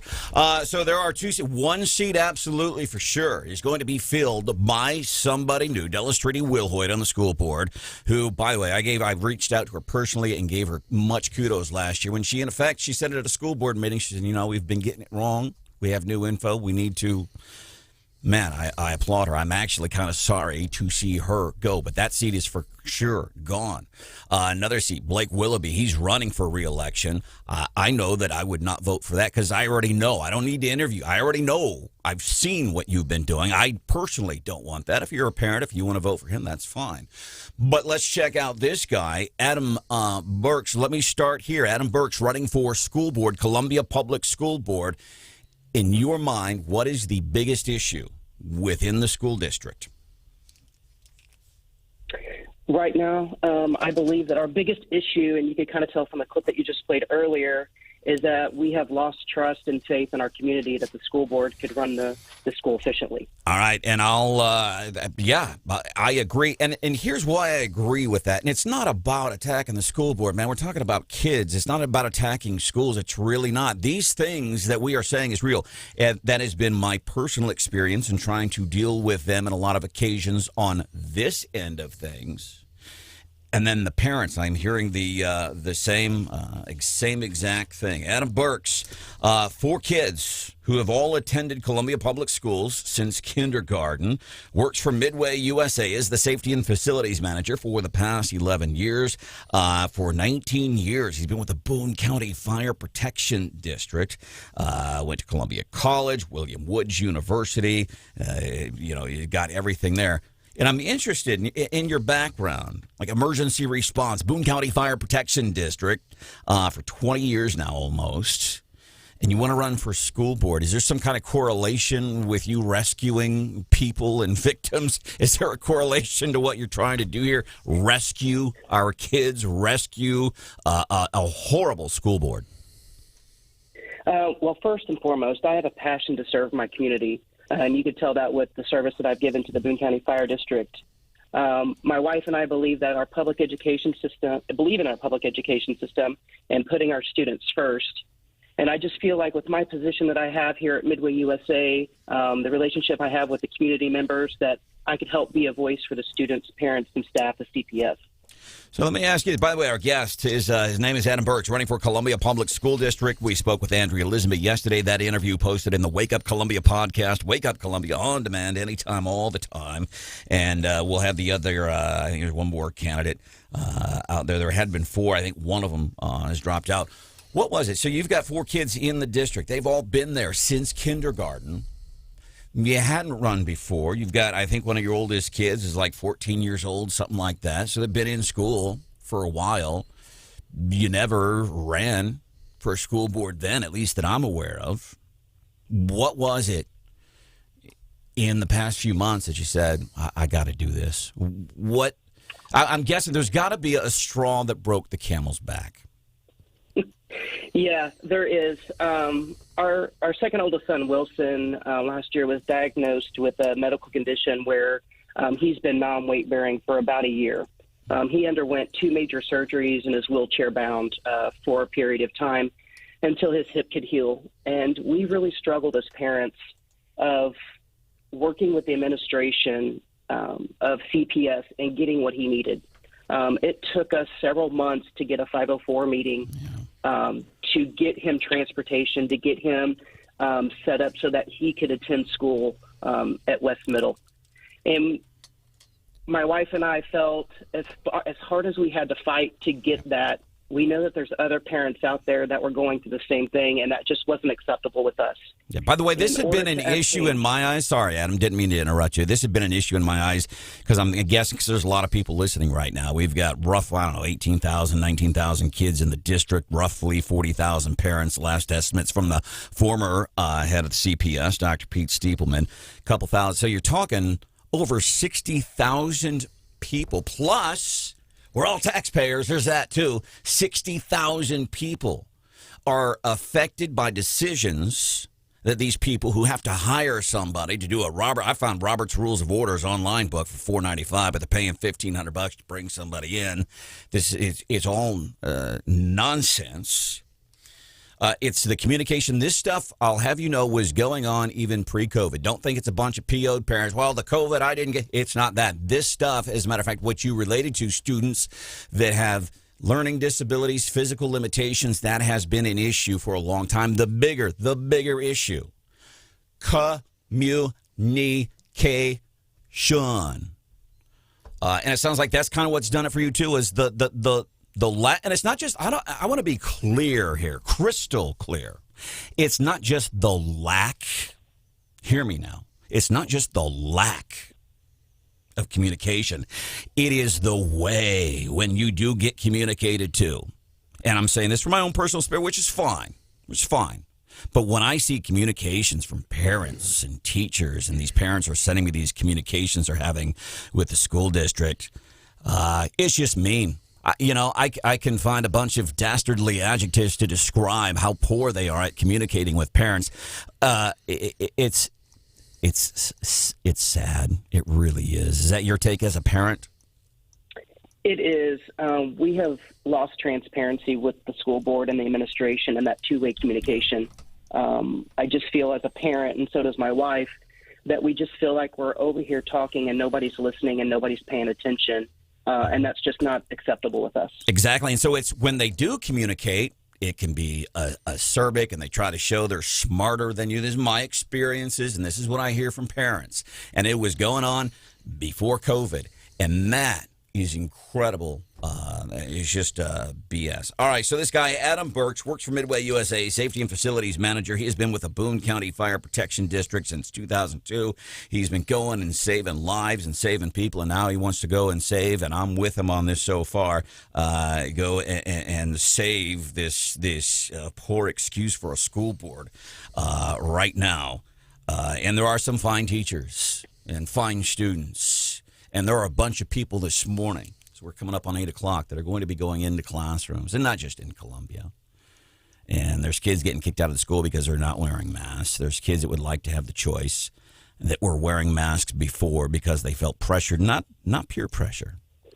Pressure from teachers and administration. I'm telling you. Adam Burks, anything else you want to say before we let you go? I just want to say that, as a parent of 4 students at CPS, we have an opportunity to be the best in the state. And CPS has the resources and the professional people to do that. And I want to be able to help get them to that level. All right. Thank you so much, sir. Hannah, can you hang up here? I've got no things hanging over here. And by the way, facts. These are facts. No attacks. Just facts. So Adam Burks, he sounds like, so we've got 1 seat for sure is gone. Della Street, Will Hoyt, unless somebody says, hey, man. You got some serious. We have some serious competition here. I'm anxious to see how the teachers union, some of the things they do to campaign on behalf of who they like. I get it. Union, you like somebody, you campaign on their behalf. The way they have done it in the past, rewarding people with gift cards. If you go out and campaign for the candidate that the union, the teachers union, wants you to have. 2 things before we move forward here. Number 1, Adam is right. By the way, the Columbia Public School District, I don't know if we've had anything in the past year or so, but they've been given a lot of accolades over the years. So we got to give them that. Also want to clarify something. Southern Boone, school board. I was talking about the superintendent, Chris Felmley. I gave kudos to him. I want to give kudos to the school board in Ashland that made the decision 4-3. And I love the headline. I'm stealing this headline from our news partners at ABC 17. Southern Boone no longer requiring masks in any circumstance. And don't be confused. People say, well, not requiring. Well, we're not going to wear, we're not wearing masks. No, you can still wear a mask. My God, wear the mask. You are just not required. You're not required to wear the mask. Man.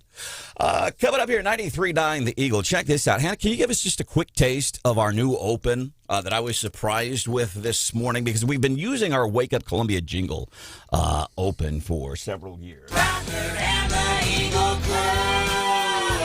Talking about frequently asked questions, which Hannah covered in What's Hot with Hannah this morning. People, what are they saying there? Branden, Rathert, and the what? The Eagle Crew.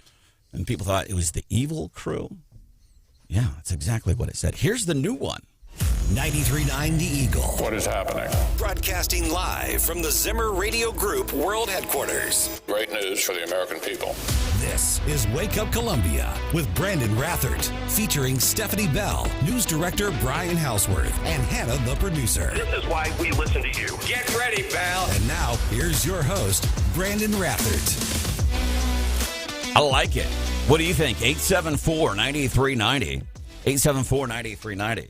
But you know what we do? We'll find anything and find the negatives about it.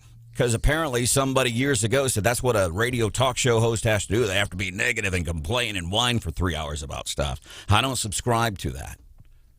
But I found some stuff to complain about in that new jingle that's coming up. We'll do that at 7:53 here on 93.9. No, I'm kidding, obviously. We'll do that coming up 7:53 here on 93.9 The Eagle and 93.9theeagle.com as we get ready for our live presentation of the State of the State address. You can hear it directly from Jefferson City starting about 2:30 this afternoon.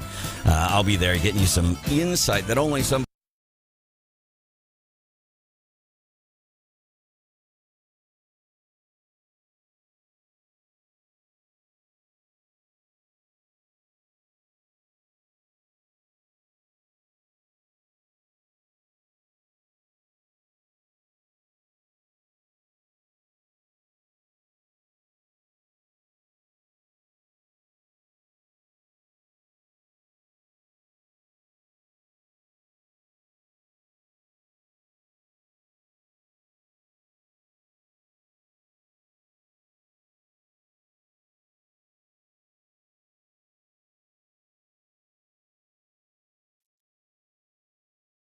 you want to keep it on the road.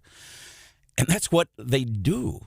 And they do excellent repair. They work on everything. Loretta works the front desk at Gap's Automotive Repair Shop. Sometimes she'll be hopping around like a one-legged duck, man. She gets busy there. Her knowledge of what you need for your vehicle and stuff, it's just incredible. But she will tell you, people come up and say, does Branden really bring his car here? That's another frequently asked question for the folks at Gap's Automotive Repair Shop. And the answer is yes, and I think you should too.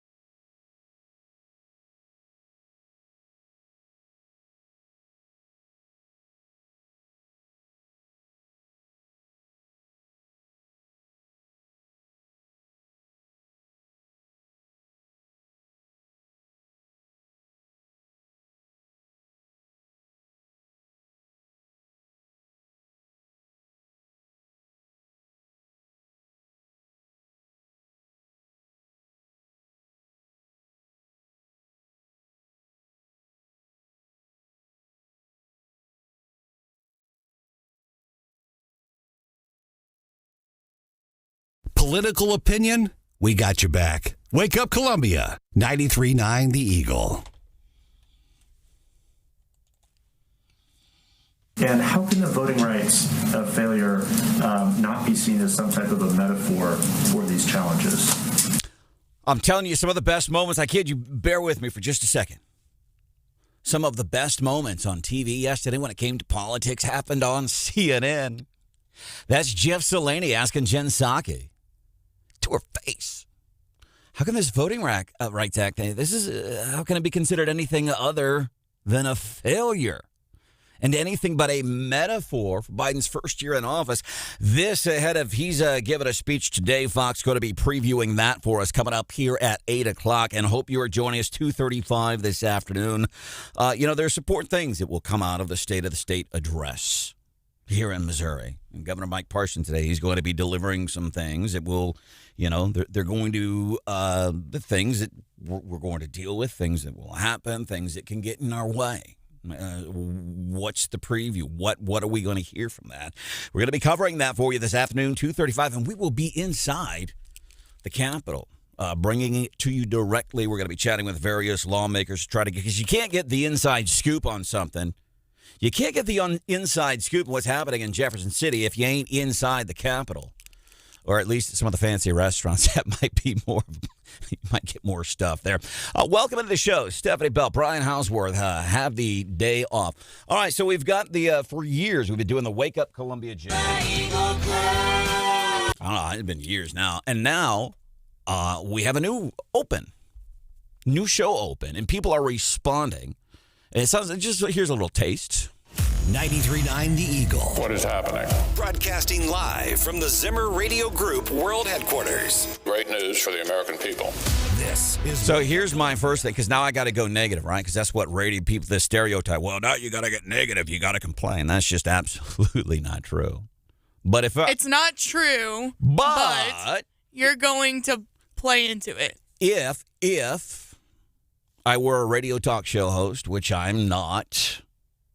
But I'm just, dude, get to hang out with Stephanie and Hannah and Brian. Just a dude, man. That's all. My first question would be, there's a lot of distaste for people that listen to the Eagle, a lot of distaste for Mitch McConnell. I'm wondering how long those Mitch McConnell clips will last before somebody starts saying, and I know it's going to happen. Somebody will text 874-9390. When are you going to get rid of those Mitch McConnell? He's a rhino.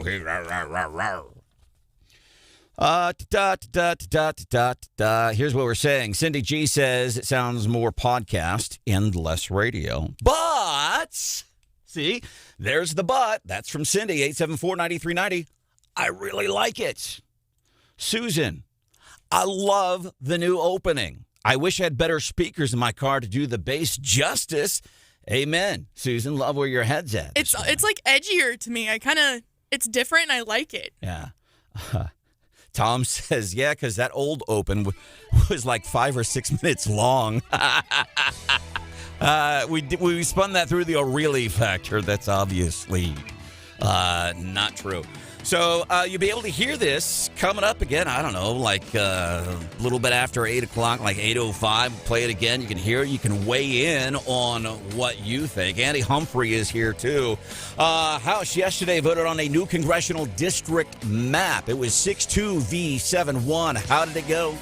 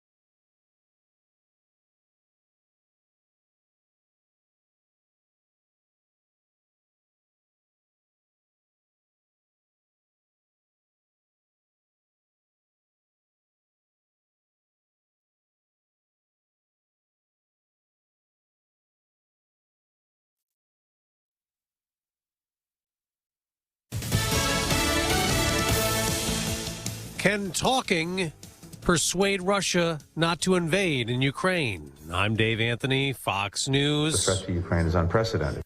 That's Secretary of State Antony Blinken. He's in Kiev for talks, reiterating to its president our commitment to Ukraine's territorial integrity, to its sovereignty, to its independence. The U.S. is offering $200 million in defensive military aid as 100,000 Russian troops sit near the border. Republican Congressman Michael Waltz tells Fox invasion is a real possibility. It's the types of troops. Many of them are from the Russian National Guard, and the main thing that they are trained on is occupation duty. AT&T and Verizon have delayed new 5G wireless service near some airports, but the worry about it is flown overseas. Fox's Simon Owen has details live. And Dave, one of the world's biggest airlines, Emirates, says it has suspended flights to 9 American cities, including Chicago, Miami, and Houston.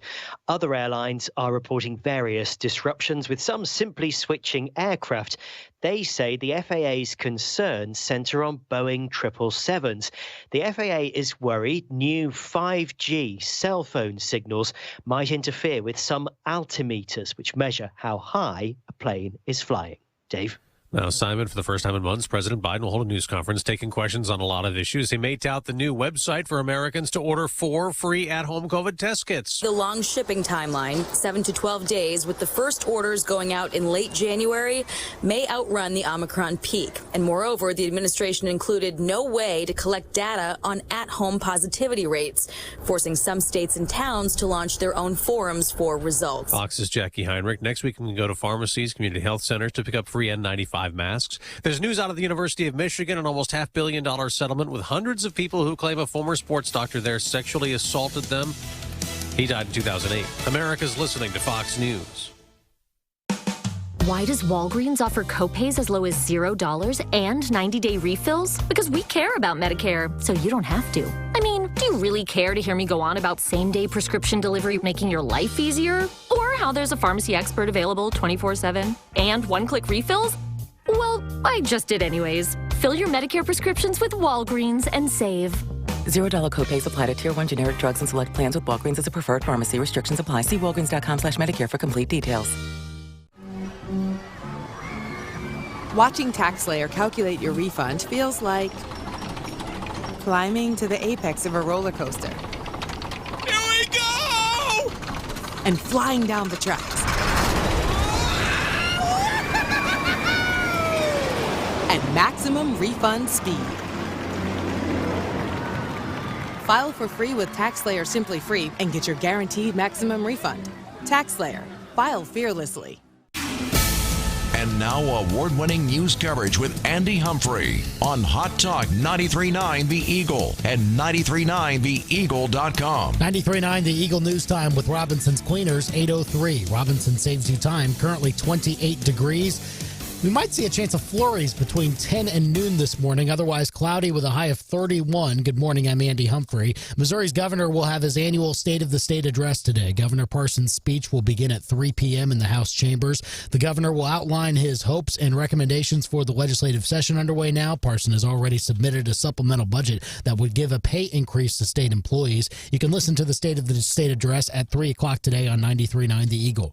Police say a teenager is dead and another is arrested after an apparent shooting in Northeast Columbia. Officers say they got to a home on Irma Drive between Shamrock Drive and Lake of the Woods Road late Monday night. They found 18-year-old Roberto Lauer with a gunshot wound. He was pronounced dead at the scene. Officers arrested 18-year-old Sean Long, accusing him of involuntary manslaughter and armed criminal action. Recent decisions by school districts to go back to requiring masks have prompted Missouri's Attorney General to speak out against it again. Eric Schmidt's office sent a release yesterday that they will continue to pursue legal action against districts that require mask wearing for students. Both public school districts in Columbia and Jefferson City started temporary mask requirements this week. Schmidt says a Cole County judge's ruling last month nullifies all school mask mandates across the state. Voters in Columbia will decide between 4 candidates for 2 open spots on the Columbia Public Schools Board in April. CPS parent Andrea Lisenby says on Wake Up Columbia she is running to help foster good parent-teacher relationships. Even prior to the pandemic, our parents were being shut out of the schools. And studies overwhelmingly show that the child thrives when the parents and teachers work together. Lisenby also says she wouldn't have voted for a district-wide mask mandate. CPS is currently implementing a temporary mask requirement through February 4th. Election Day is April 5th. Missouri's legislature took a step forward toward finalizing new congressional district maps yesterday. The Missouri House gave initial approval to a map that would keep the projection of 6 Republicans and 2 Democrats representing Missouri in the U.S. House. It still needs final approval before heading to the state Senate. Some GOP members proposed maps that would have given the Republicans a projected 7 members in the House, but those were denied. One proposal would have split Boone County in 3 different districts. Mizzou says it's looking into possible financial mismanagement in the school's College of Engineering. ABC 17 reports the school fired Branden Guffey, the director of financial services for the engineering college. Officials said yesterday they have opened an internal audit of the college, and campus police are also investigating any criminal activity. The school did not specifically say what Guffey is accused of.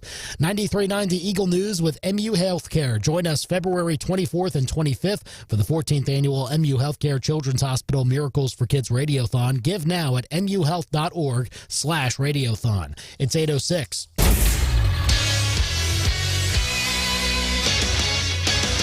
Mizzou guard Amari Davis hit all 10 of his shots as Mizzou men's hoops ran past Ole Miss 78-53 on the road last night.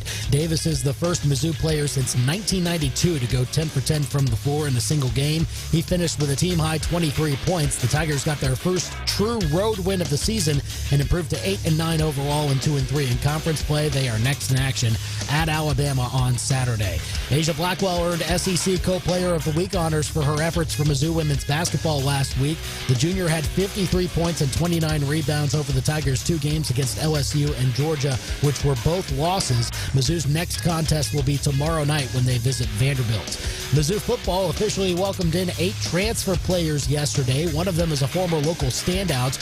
Running back Nate Pete is transferring to the Tigers from Stanford this season. Pete is the all-time leading rusher in Rockbridge High School history with more than 4,400 yards in his high school career. He was the leading rusher for Stanford this past season. Sports with Woods Basement Systems, the highest rated, most reviewed contractor for all things basementy. Call 800-388-9326 for a free estimate. It's 8:07.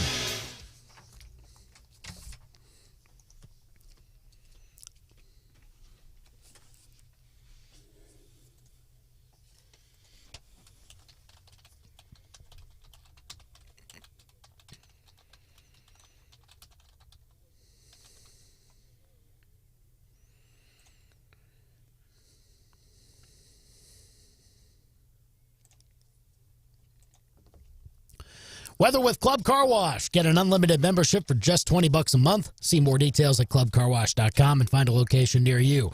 Right now, 28 degrees. Eagle Eye Traffic. Traffic check with MidboHires.com. Local companies looking for local people. Visit MidboHires.com to find a job or post your job opening today. We're looking at clear roads right now. Haven't seen any reports of wrecks in Boone County or Jefferson City yet. But let us know if you see one. 874-9390. A call or text will do. Again, 573-874-9390. More team coverage in less than 30 minutes. Breaking news immediately. I'm Andy Humphrey, 93.9 The Eagle.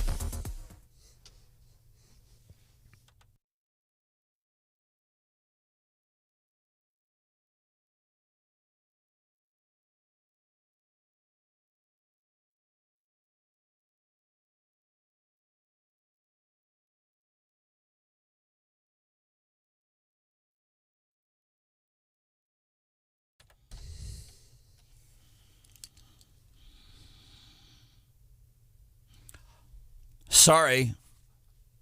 I'm just soaking in this deliciousness that is the new Wake Up Columbia Open. I like it. And I was hesitant to do something new. You know why? Because sometimes I can be an old white Republican dude. Well, how come you're doing that jingle? Well, because it's the way we've always done it, dang it. So I can be that way sometimes. Why are you keeping the jingle? Well, because that's the way we've always done it. I like that. And I was a little nervous. My big concern, I brought this up about 10 minutes ago, my big concern, somebody's going to complain about the Mitch McConnell clips. Oh, my God, he's a rhino. Get rid of that guy. It's distasteful. I want to give some points to Dale. He gets us. Dale sends a text, I'm assuming, tongue-in-cheek. Man, you got to get those Mitch McConnell clips out of there. He's a rhino. Dale, you get points. Big round of applause, everybody, for Dale. We appreciate you, bud. What do you think, Hannah? So obviously we know the Wake Up Columbia jingle. Here's what breaks my heart, though. People over the years, they've sent us some incredible videos as it relates to the jingle. Yeah, we've gotten some super cute videos of kids, especially, jamming in the car or dancing at home to the quote-unquote old Wake Up Columbia jingle, but I really like our new one. I'm liking it. Andy, your assessment. Yeah, I like it too. It is fun and still has that upbeat tempo to it. I kind of like it. It's a little edgier. It's like more grown up. Branden Rathert and the Evil Crew. We also got rid of the alarm sounds that people hated. Remember the Festivus show last month? We celebrated Festivus here in Wake Up Columbia. We got to air out some grievances here on the show, and we let listeners air out their grievances on the show. And one of them was maybe not necessarily because the jingle, it's like politics right now. 50% of our audience loves that jingle. The other 50% hates that jingle. There's no in between. It's like the political landscape. Who would have known that a jingle on a radio station in Columbia, Missouri would have been a harbinger of things to come as it relates to politics? But here's what people are saying about this new one. It's all grown up. It's the alarm clock. That's what a lot of people didn't like. It was the alarm clock that they found distasteful. I must admit, this is from listener Dana, I must admit I'm rather happy not to have that jingle screaming at me every morning with that damn alarm clock. There it is. There it is. I think Dana's going to fit in nicely into the Wake Up Columbia family. John, the old one was harsh. But don't make me listen to Mitch McConnell every day. See, I'm thinking I may have been right on this. And we got a request for this. Can you give us just a little bit more again, Hannah? Of the new open. I'm liking it. 93.9 The Eagle. What is happening? Broadcasting live from the Zimmer Radio Group World Headquarters. Great news for the American people.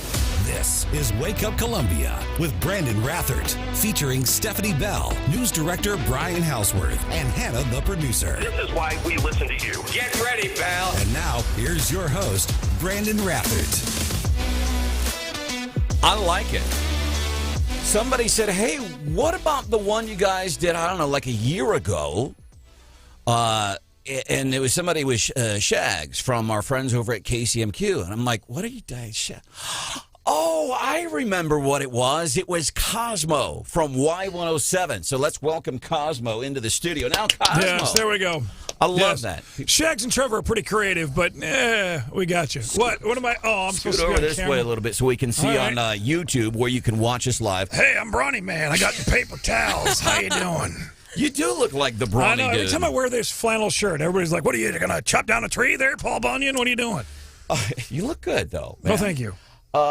Somebody said, hey, what about the one? I know what he's talking about. Cosmo did a thing for us. So this guy is requesting. Remember the the open? Yes. You did for this, Andy. Were you? He was sitting right next to me. Yeah. It's 7:04, 4 minutes after 7 o'clock, 56 minutes away from the big 8 o'clock here on Hot Talk in 93.9 The Eagle. We'll get, it's taking so long to say that. Now it's 7:05, 5 minutes after 7 o'clock, 55 minutes away from the big 8 o'clock here on Hot Talk 93.9 The Eagle. Traffic and weather together coming up on the 10s.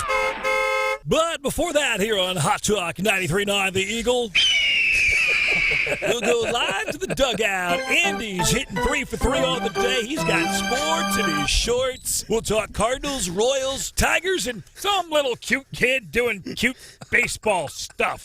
It'll make you cry your eyes out. There's no crying in baseball. So it goes on. I would take that in a heartbeat. That was incredible. But you got to go to the end, though. Yeah. If we're talking about the jingle, that's the. You go like more annoying than that one. Yeah, there you go. Is this one? Oh no! That's not annoying enough. This is the right answer. Wake up, there we go. Off the top ropes with that one. Yes, yeah. With an elbow, too. Boom. Yes. Off the text, 874-9390. Mike says, great job, Cosmo. Thank you, Mike. So we have that. So maybe instead of just the old... Because we were saying the most annoying thing was, before that was Baby Shark was not as annoying. The Macarena was not as annoying. And then that was the most annoying sound there was. And it was incredible. I thought it was great. So maybe we put 3 into the mix. We let people vote. You want the old Wake Up Columbia jingle, which sounds like this. Wake up. Do we do a little bit of this? 93.9 The Eagle. What is happening? Broadcasting live from the Zimmer Radio Group World Headquarters. Great news for the American people. Or do we do a little bit of this? More annoying than that one is this one. No, we're not doing Baby Shark. No. Dear God, no.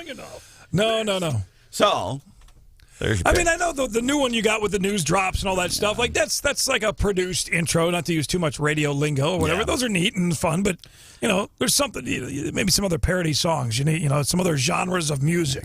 So your opinion on the new intro? That's why that's why we brought you in here. Your opinion on the new intro. I got a text from Branden. Can you sneak out of your show, be on my show at 8:15? I'm like, well, actually, yes.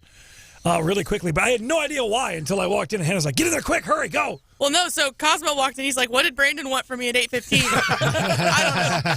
I really don't know. See how trusting I am? I just walk in here. Like, I could have been, I don't know. And Cosmo, we love you. We appreciate the work you do. Yeah, it was fun. Thank you, Mike, and all the texters. And that was the video. The full video is even better. Yeah. Because there's more to the backstory of how it all started with Stephanie wanting to troll you and making fun of top 40 DJs and all that stuff. I think it's a story worth retelling. So the girls, they cannot believe I used to play top 40 music. Here's another 10 in a row from Britney Spears on your number 1 hit music station. We can't believe it because you're so out of touch with stuff today. I'm a chubby, balding white dude.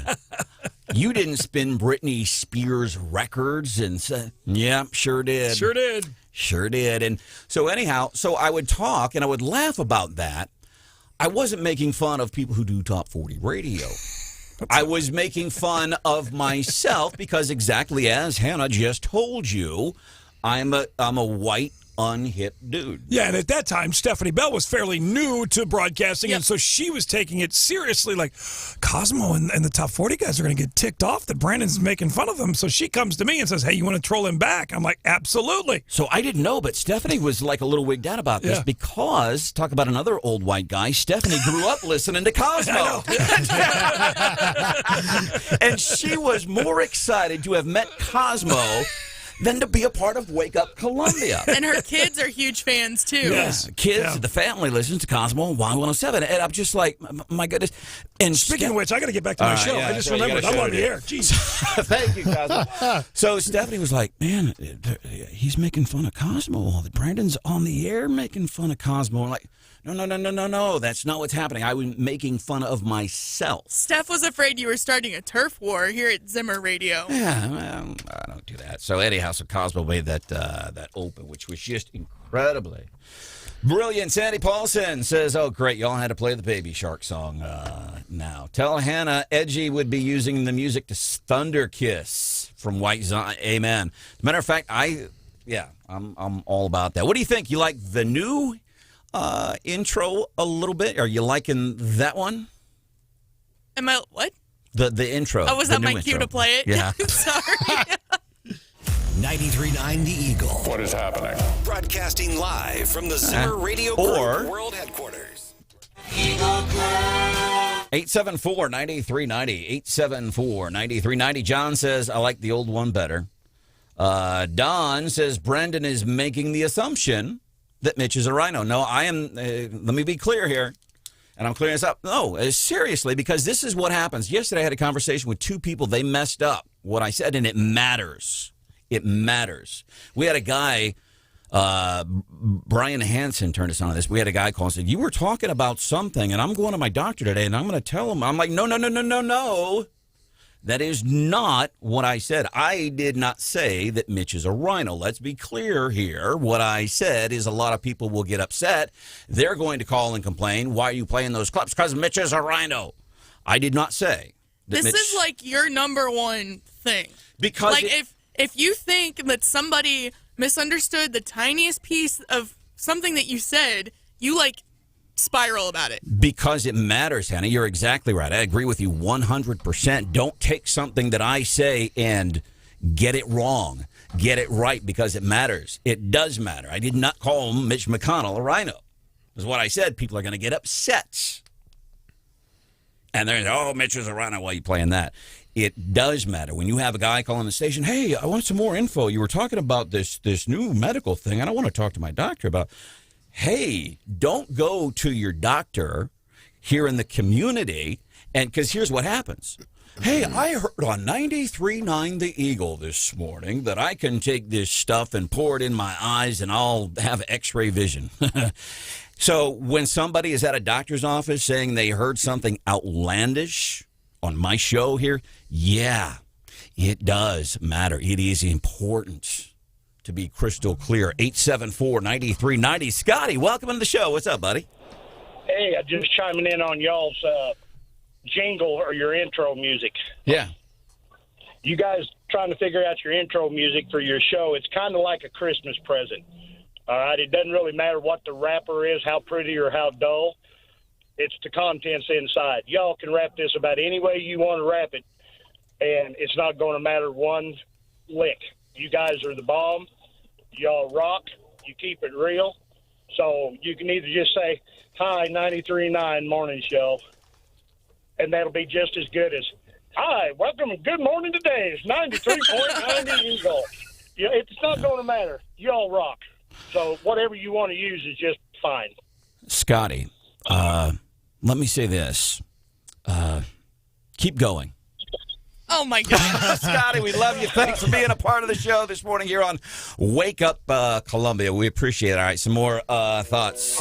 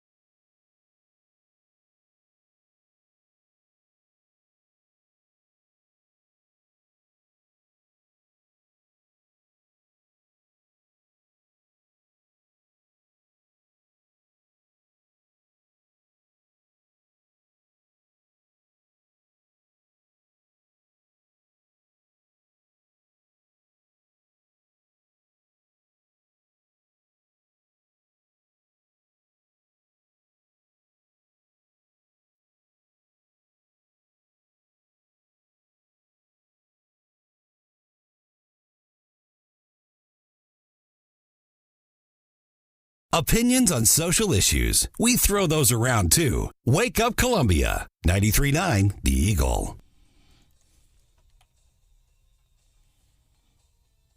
And how can the voting rights failure not be seen as some type of a metaphor for these challenges? Right to her face, Jen Psaki yesterday asked, how is the voting rights failure anything but a metaphor for Biden's first year in office?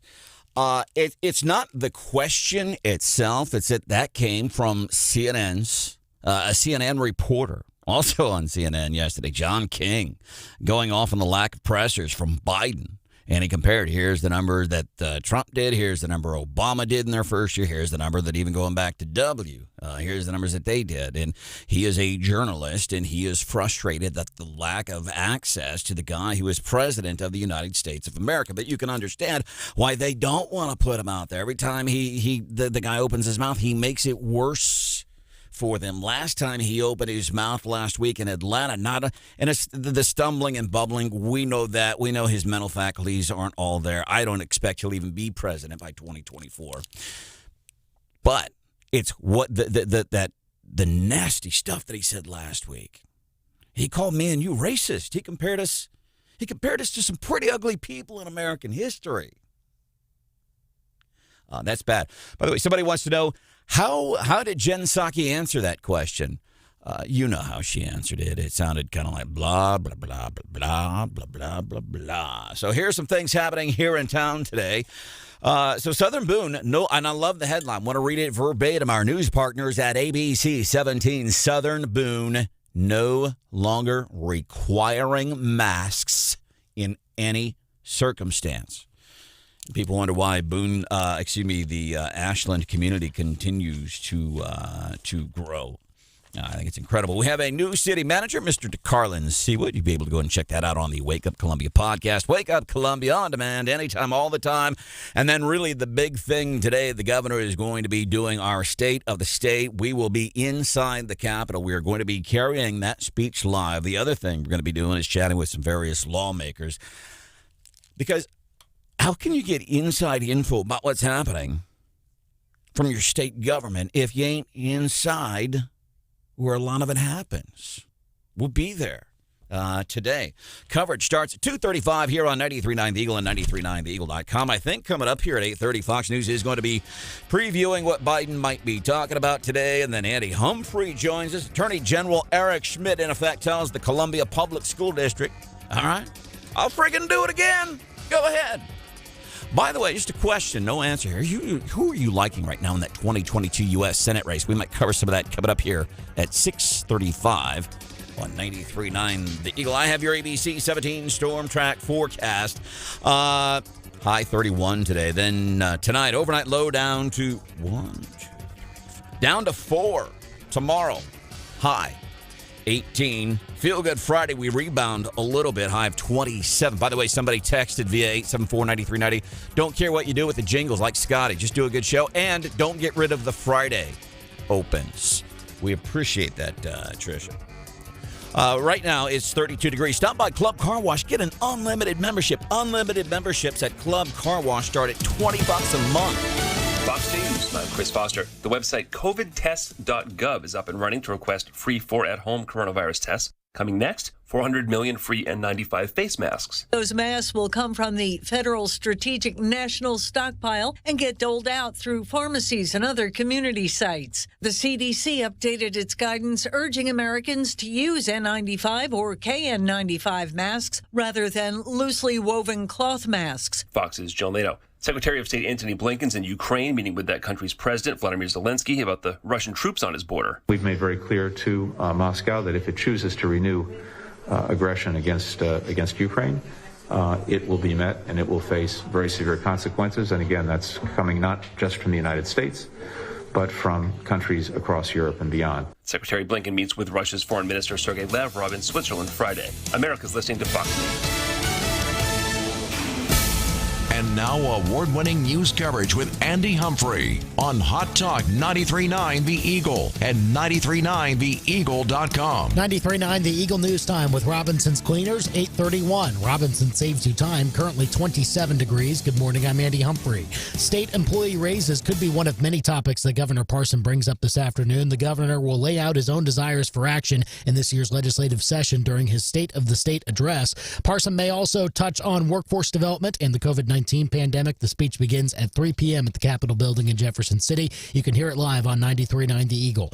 An 18-year-old dies in an apparent shooting in a Northeast Columbia neighborhood. Police say it happened inside a home on Irma Drive between Shamrock Drive and Lake of the Woods Road late Monday night.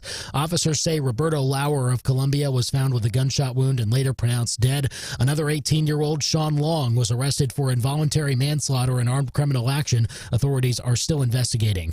Missouri's Attorney General is once again trying to block school districts from requiring masks indoors. Attorney General Eric Schmidt said yesterday his office is finalizing lawsuits against school districts that still have mask requirements. Last month, Schmidt said a Cole County judge's ruling nullified the ability by schools to enforce mask mandates for students. Columbia Public Schools and Jefferson City Public Schools both implemented temporary mask orders this week. A Columbia Public Schools parent running for school board in April says she would not vote to require mask wearing for students. We had information that cloth masks just are not effective.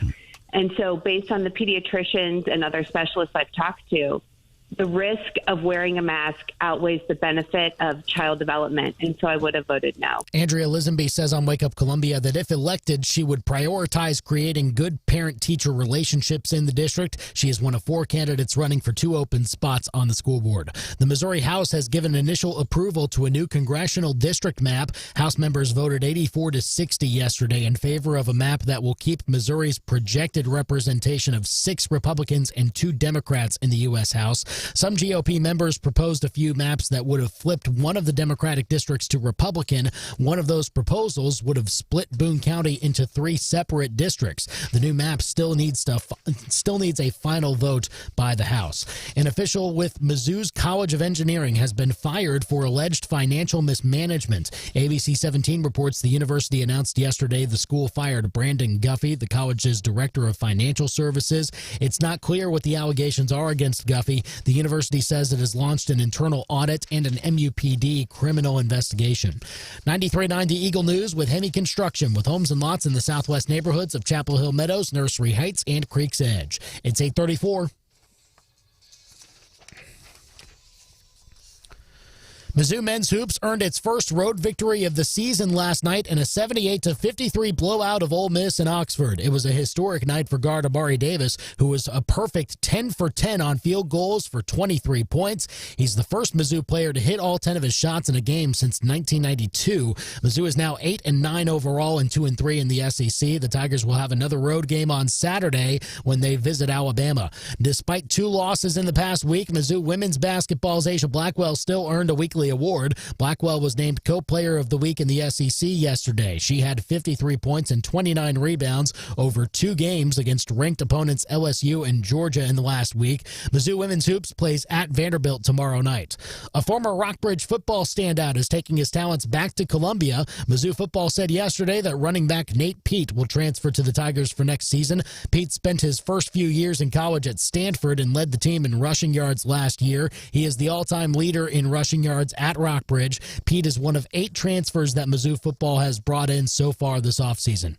Sports with Lacrosse Lumber, big enough to have everything a contractor needs, but small enough for one-on-one make-it-happen-now customer service. Lacrosse Lumber on Grindstone, just west of 63. It's 8:35.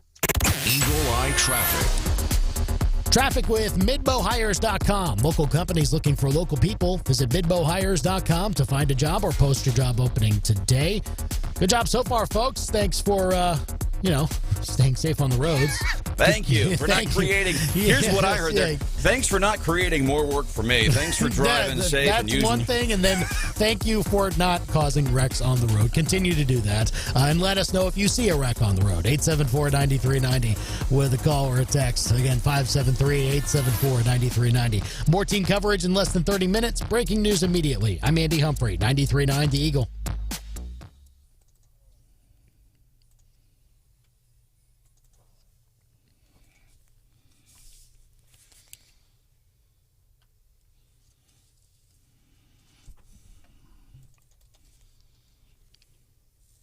On his first full day, he called the mayor last night after 10:40 and again before 6 a.m. this morning, so I know he's prepared for the job. That's Columbia Mayor Brian Treese. Last night's city council meeting, swearing in the new city manager, Carlin Seewood, who had served as assistant to the city manager. It was a real title, right? He was assistant city manager. This isn't the office here. No. Dwight Schrute was forever the assistant to the regional manager. The assistant to, and that's why it matters. Words, Hannah, by the way. Did you ever watch The Office? A little bit. I'm not as big of a fan as Andy, but I'm a casual fan. I've seen every episode 10 times, and I'm not saying that to brag. I'm saying it like, maybe I should be doing some other things in my spare time. But also, you're saying it to brag. No, I'm not.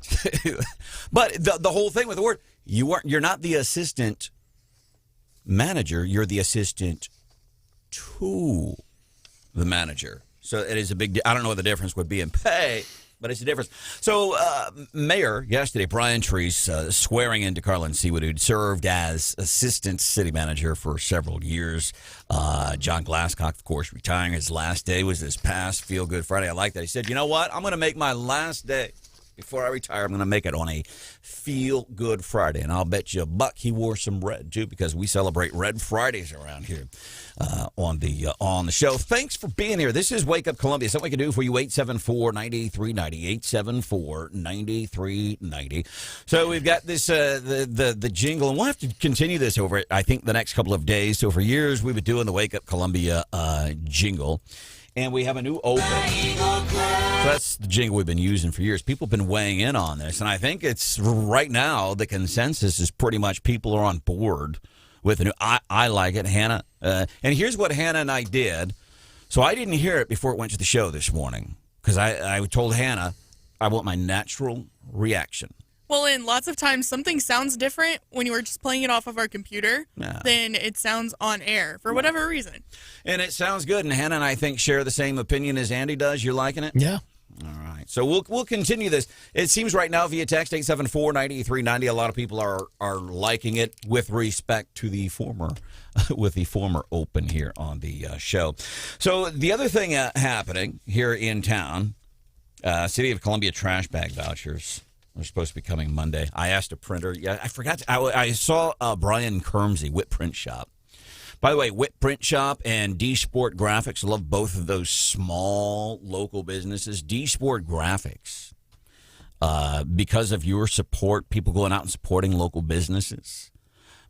And I don't know if I should say this. I probably should. But they're booming to the point, I think they're going to be changing locations because, why? Because you went out and you supported a local business. Brian Kermsey, he moved, 5 years ago.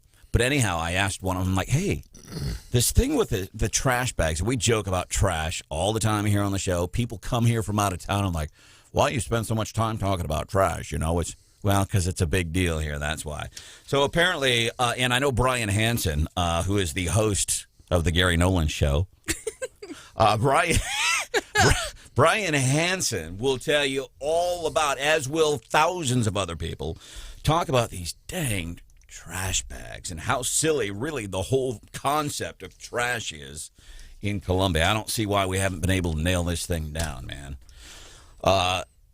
So I thought, what if we just get a printer to make, get one of these local print shops? They can print. I mean, there's a place that print on just about anything. Certainly, we can get one of these local printers to start printing out these trash bags, right? Can't we do that? No. Why not? No. You're going to get somebody in trouble doing that. When was the last... Oh, never mind. I was going to say, when's the last time I got anybody in trouble? Yeah. I've been on the receiving end of that before. You're pretty good at it. Or put people's, get a face of, I don't know, Fauci on here or something like that and print those and put that. Can you imagine driving through a city of 110,000 people and people have trash bags, I don't know, with Fauci's face? By the way, some of the stuff regarding his financials, there are some lawmakers that I think it seems that they're getting close. But I used to think it'd be great. Go to printer. I'm going to print my own bags, man. Screw this. Now, well, 2 bags per week. And then when you run out, you go to the store. Well, guess what? When I go to the store, they're out. And you know what they tell me to do? They tell me to call the city. I call the city. You know what the city tells me to do? Go to the store. Man, crazy. So this did not happen yesterday. There was not an alert out of Gotham City, Missouri for a pink and green car, 1978, purple green 1978 Dodge. What is so crazy about this? Did you get this? Well, but I saw it. I did not get it. I think it's because my phone is technically still like a number from Texas where I grew up. So I think that's why I didn't get it. Probably Missouri numbers got it. But the funniest thing was that the car was the exact like Joker goon car. Exactly. It's interesting because I still have the Idaho area code and I got it. I got it. And I was taking a nap. It woke me up. Man. And so I'm looking at it and I'm like, and I'm being scammed by some Nigerian prince or something. And then I see there's a list of some other previous alerts. But here was the cool thing. I just happened to be listening to a local radio station. It was Mike Ferguson Show. Mike Ferguson Show hosted by Brian Hansen, weekdays 4 to 6 here on 93.9 The Eagle. Man, he's good. Brian Hansen hosts the Gary Nolan Show, and he hosts the Mike Ferguson Show in the afternoons. So anyhow, and this is what I love. They're talking about what is happening to me, and it's a small thing. It's a funny prank, it turns out. I don't know what happened. How many people are getting fired over this, by the way, with the emergency alert folks? But that was cool. Now, I could have listened to another station and listen. I'm not saying that, national talk shows are bad. I'm not saying that is what I'm saying. The strength in our local radio stations, local radio as a whole. I'm looking at this. I'm thinking, okay, there's got to be a joke. And I'm not sure. And just by chance, listening to the guy on the radio, Brian Hansen, the host of the Mike Ferguson Show, I'm like, they're talking about this thing that's happening to me. Remember that feeling you had as a kid? Sometimes when the guy on the radio, you're listening to your Britney Spears records in the morning, and that old dude who's now a chubby, balding, 51-year-old talk show host in Columbia, Missouri, is playing Britney Spears records.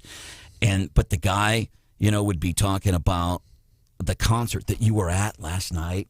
Remember when you were younger how that felt? There was like that connection. Oh, yeah. Oh, this guy on the radio is talking about the thing I'm talking about, or the thing I did last night. And even though that I've been doing whatever this is for a lot of years now, it was still fascinating to hear a local talk show on 93.9 The Eagle telling me something that I was experiencing at that point in time. And it was pretty damn funny, by the way.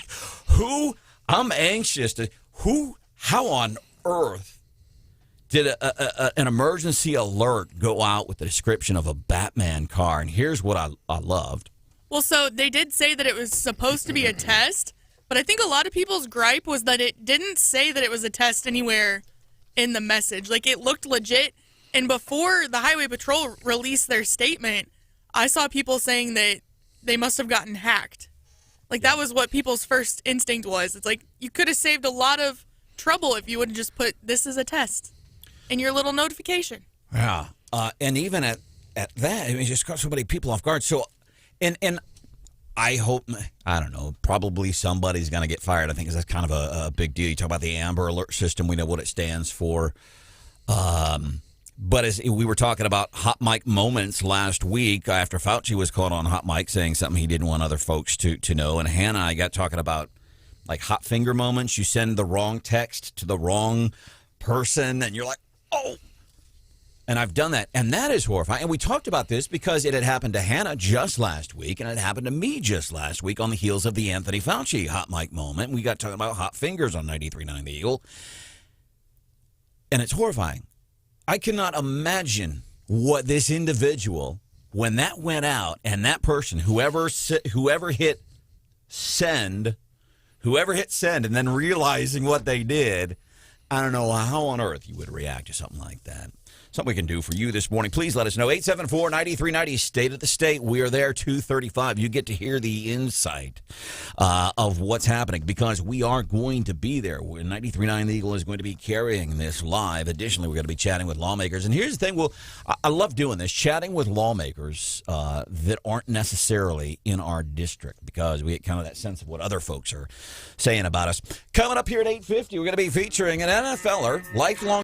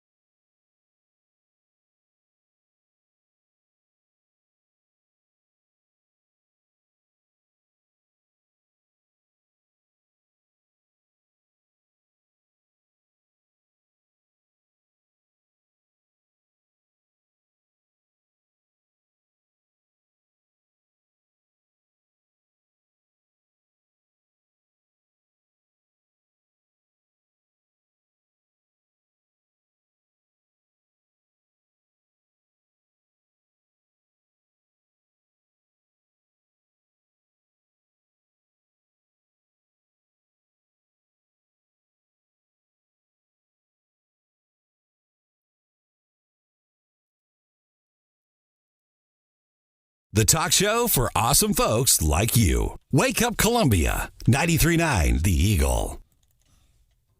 We just need to get what we can across the finish line. In 2024, should Manchin and Sinema be primary? We'll address that when we get past this week.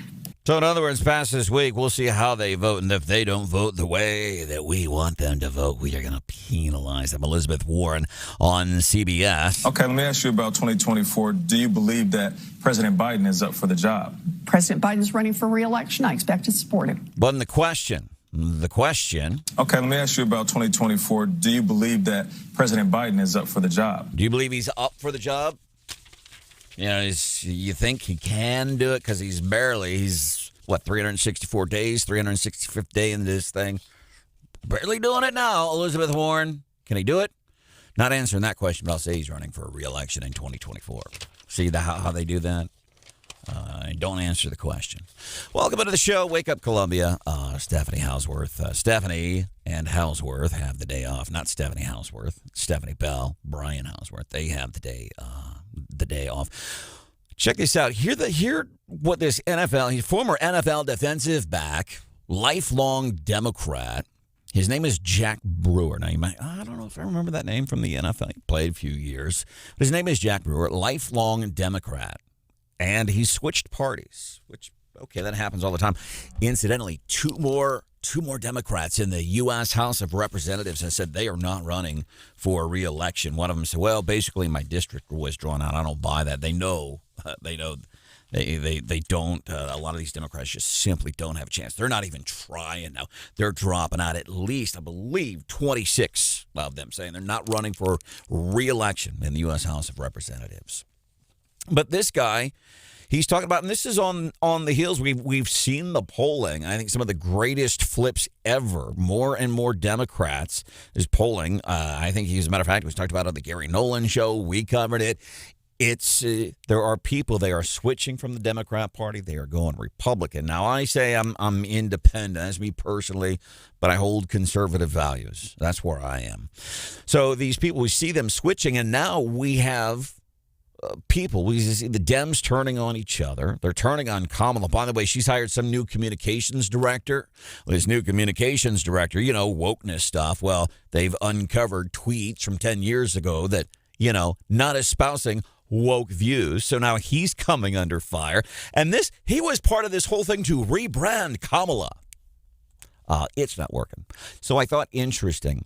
And what I am focused on here and what we're about to hear is not, well, I switched parties because they suck and they've got it wrong with school kids and they're all about socialistic values. Just give money out to everybody. And as we just heard from a Democrat, Elizabeth Warren, don't answer questions and they can be punitive in nature if you don't think what they think, if you don't do what they want you to do. We know all of this, but listen to the reason.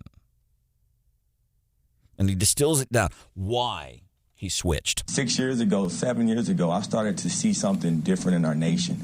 And it really came down to morality for me. When policy affects the moral fabric of a nation, you really have to stand up. You see, I was taught as a kid that being democratic meant that you wanted to help the poor. You wanted to serve your brothers and sisters and do for the ones that don't have. And so when I started to see that the policies were doing actually opposite of that and start to understand that whether it's our criminal justice system in our prison that was failing the inmates that it was incarcerating. So you see what he's saying. He's saying a lot of stuff that folks, as a matter of fact, one of the greatest civil rights activists of all time, Mr. Shelby Steele, who was on the show last year, said the same thing this guy's saying. The Democrat Party is the worst thing that's ever happened to black people. You don't need to get out and try. We're just going to give you everything. We're going to give it to you. We're going to give it to you. That's what this former NFL defensive back is saying. That's wrong. But I want to go back to really what struck me as the key thing, because we're talking, morals and things like that. So I think it's worth repeating. And it really came down to morality for me. When policy affects the moral fabric. When policy affects the moral fabric. So it's not morality. Oh, my God, he said an F word. Oh, my God, he commented on how hot some chick was. Oh, my God, it's immoral. The moral fabric of the United States of America. When policy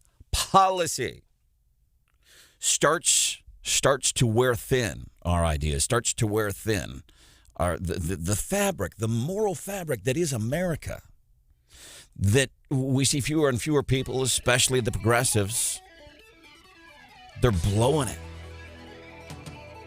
They're blowing the whole dang thing up.